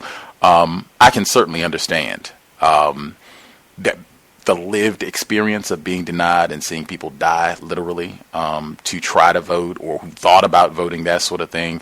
Even Medgar Evers, he attempted to go register a group of people to vote, and he was met by an armed white mob. Like, I can totally respect his family, his wife still alive, and his relatives and what have you. I can totally respect if they think, hey, Mr. Evers, he died for this. This is what Dr. King died for. This is what we were out here marching for. This is what I sacrificed, Mrs. King. This is what I sacrificed as a mom and a wife and just me as a human being. This is what I sacrificed to be able to go vote and to try to help that make a difference. I just have not seen, and I think white people have done a very successful job in limiting our thinking that voting is somehow going to be able to solve the problem of white supremacy. I don't think that's the case. I'm not discouraging anyone from voting, but that is not going to be nearly enough. And that just the evidence shows that that's just not going to be nearly enough to eradicate racism, white supremacy. You can go vote in that capacity and then look for other ways to make a choice about what you're going to do, what you're going to support,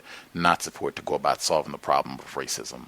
And the last thing, we ended this I can get in where I commented at earlier, all of the attention and focus and empathy about John Kennedy, and we had it again with the Reverend Reeb, the white minister who was suspected racist, who was killed in Selma in 1964. That was depicted in Selma, the movie that just came out as well.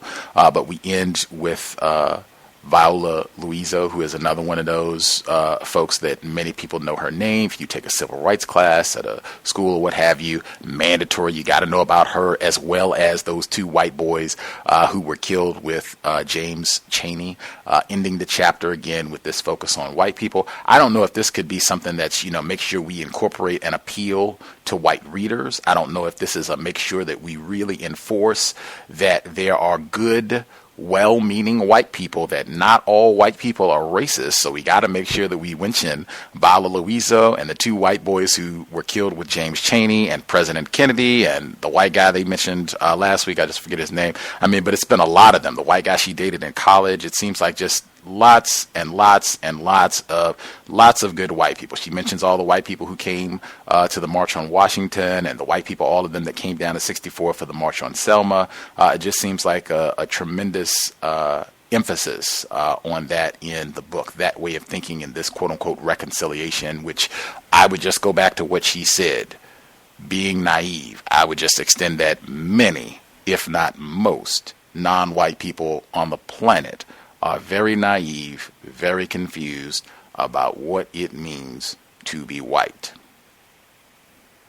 I will not conclude there. We had a listener who wrote in. She wanted to add, what a fascinating book. In just the first few chapters, I've learned so much about Mrs. King. Having said that, I'd like to share, to take my thoughts to Area 8. As you know, that seems to generate a lot of dialogue. I found it very interesting that in spite of what she had endured, her father being threatened with the loss of life, her home as a child being set on fire, the lynching and bullet-riddled body of her uncle, that she would choose to be in a tragic arrangement with a white Jewish man suspected racist. Would this be considered Stockholm Syndrome? Maybe. Or could it be like Dr. Eddie Moore Jr., the need for soothing lotion to deal with the traumas she endured? Could be. Was it her Christian background? Was this tragic arrangement part of the new ideas she began to think about when she got to college? Was it her study of wanting to adopt the Quaker ideology? I remember her stating that her friends tried to get her to go out with a black male by the name of Mr. Higginbotham, but she refused. I'm not sure if her treatment of not wanting to be submissive was the reason for her refusal, or this not being submissive statement was related to something else, although she did not admit that she regretted not going out with him. The tragic arrangement she found was full of obstacles, but she never seems to equate the obstacles to this white Jewish man suspected racist. It appeared as though she thought in an unrealistic manner that they equally shared the blame in the obstacles they faced. I said the same thing. Although she shook herself out of this delusion by realizing that no matter how much they loved each other, white supremacy, racism trumps love. I think that she may have loved him more than he loved her, but I don't think that he, the white Jewish man suspected racist, would have been able to handle what it would have taken to proceed with the tragic arrangement. I know all speculation. She then allowed another friend to give her number to Dr. King. Do you think she settled for Dr. King because she could not have what she really wanted? Do you think that she would have, if there were no obstacles, married that white Jewish man suspected racist? I don't know. That is speculation, but it is interesting that after all these years, she included it in the book, and it wasn't exact, unless my memory is off, it wasn't exactly like, oh my God, I can't believe this foolish thing I did while I was in college. Like, that wasn't my impression from the way it was written. No, that's not a dig on her or anything. That's just my recollection from the way it was written. Do you think that she would have... Okay, or do you believe that her meeting and subsequent marriage to Dr. King was ordained? Not sure. Do you believe that everything that happened in her life was in preparation for her to be with Dr. King? Do you believe that Dr. King would have not been as effective without her? I definitely think he wouldn't have been as effective without her. I think she seemed to be a real asset and provide a lot of balance. I cannot imagine the stress that they were under, their children too. I definitely don't think he would have been as... It seems like racists concluded that too, if they were trying to disrupt their attempted partnership to see if they could get her to leave and turn on him. She says really only she could answer these questions, but I just thought I would share them. So those were some of her thoughts, questions about what we have discussed thus far. Did folks have any final questions, comments they wanted to get in before we wrapped up? Yes, sir.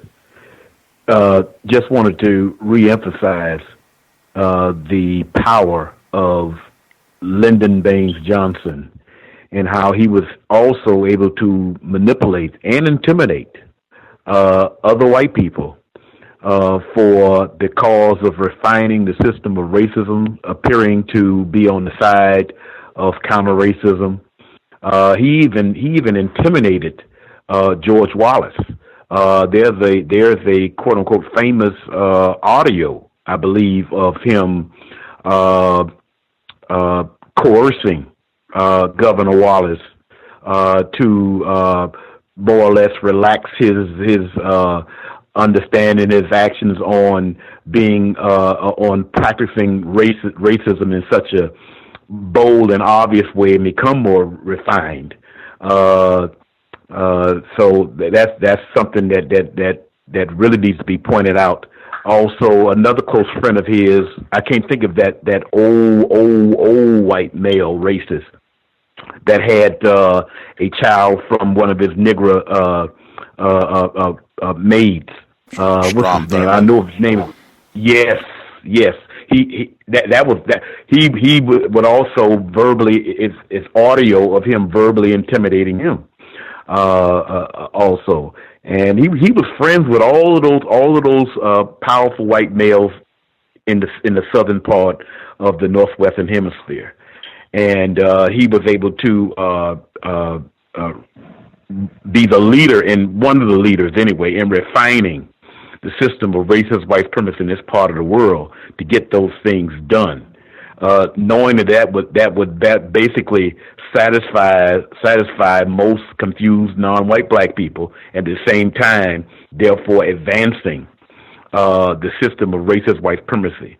Viola, the Viola white female. The reason why the crime was solved so fast because one of the occupants in the car was an FBI agent. Was in the car at the time of the murder. It was a black male that was with her in the vehicle, and he played like he was dead. Smart move. He played like he was dead. She may have been one of the examples that Mr. Fuller brings out as a white person that was sacrificed. She may have been, because she, like, was a white person that almost came out of nowhere, somewhere way up north somewhere, just to do that. There also was suspicions that she came down here with the idea of mind of going into people activity number 8 also. So those are some tidbits that I studied years before I even knew that Mrs. King wrote up this book on the same subjects. And thank everybody for listening. For sure. We have anybody who had a concise comment they needed to get in before we conclude, or are folks satisfied? Can I be heard? Yes, sir. I'll be concise. I just think what Firefighter and Denver Forest said last week, it just keeps coming back, is that, these people classified as white, they can choose to stop practicing racism. And the fact that Dr. King and all these other just black people had to go through all of this, and they were just kept looking for them to stop practicing racism, and they just weren't doing it, and just how their lives were affected. It's amazing. I mean, I just didn't know that all this stuff was going on, and my parents lived through it, and they tell me stories, but I had no idea just the trauma and the terrorism that they had to go through on a daily basis, just because these people just won't stop practicing racism. Like Firefighter said, half the stuff could have been stopped just easily. 5 minutes, it's done, but they just won't stop, and that's it. Can't stop, won't stop. Religion of white supremacy, absolutely.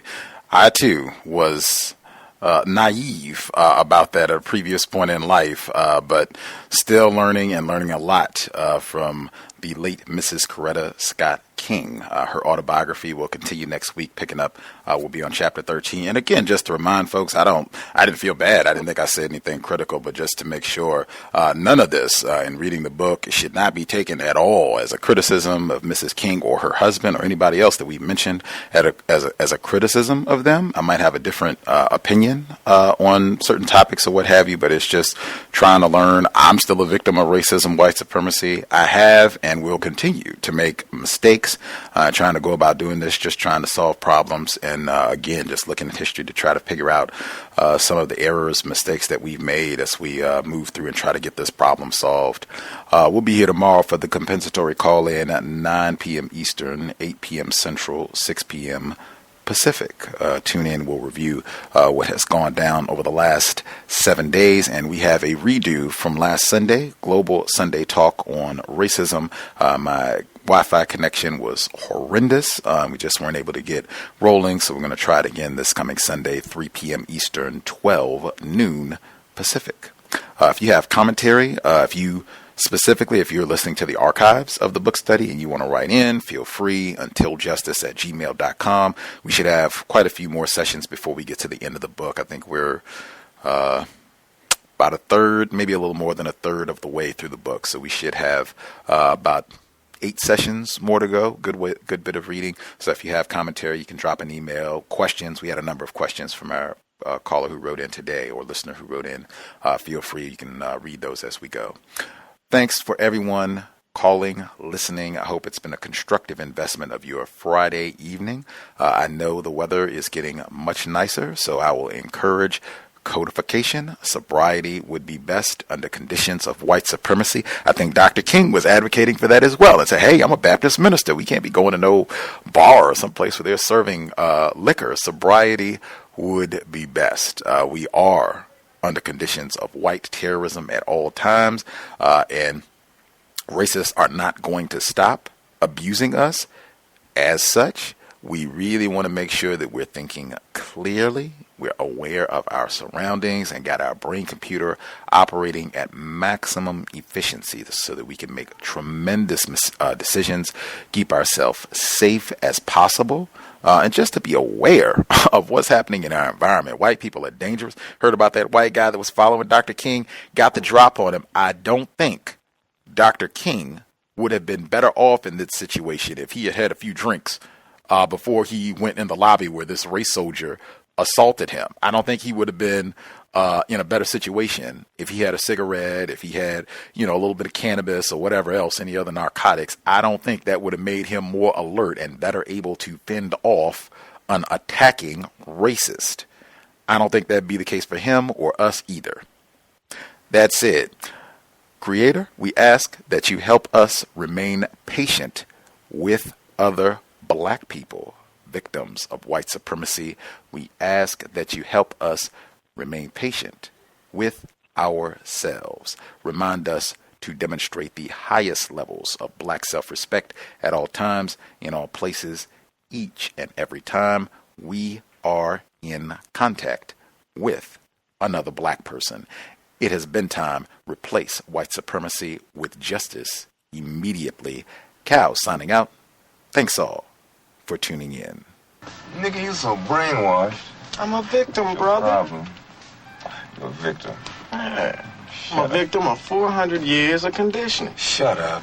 The man has programmed my conditioning. Mm-hmm. Even my conditioning has been conditioned.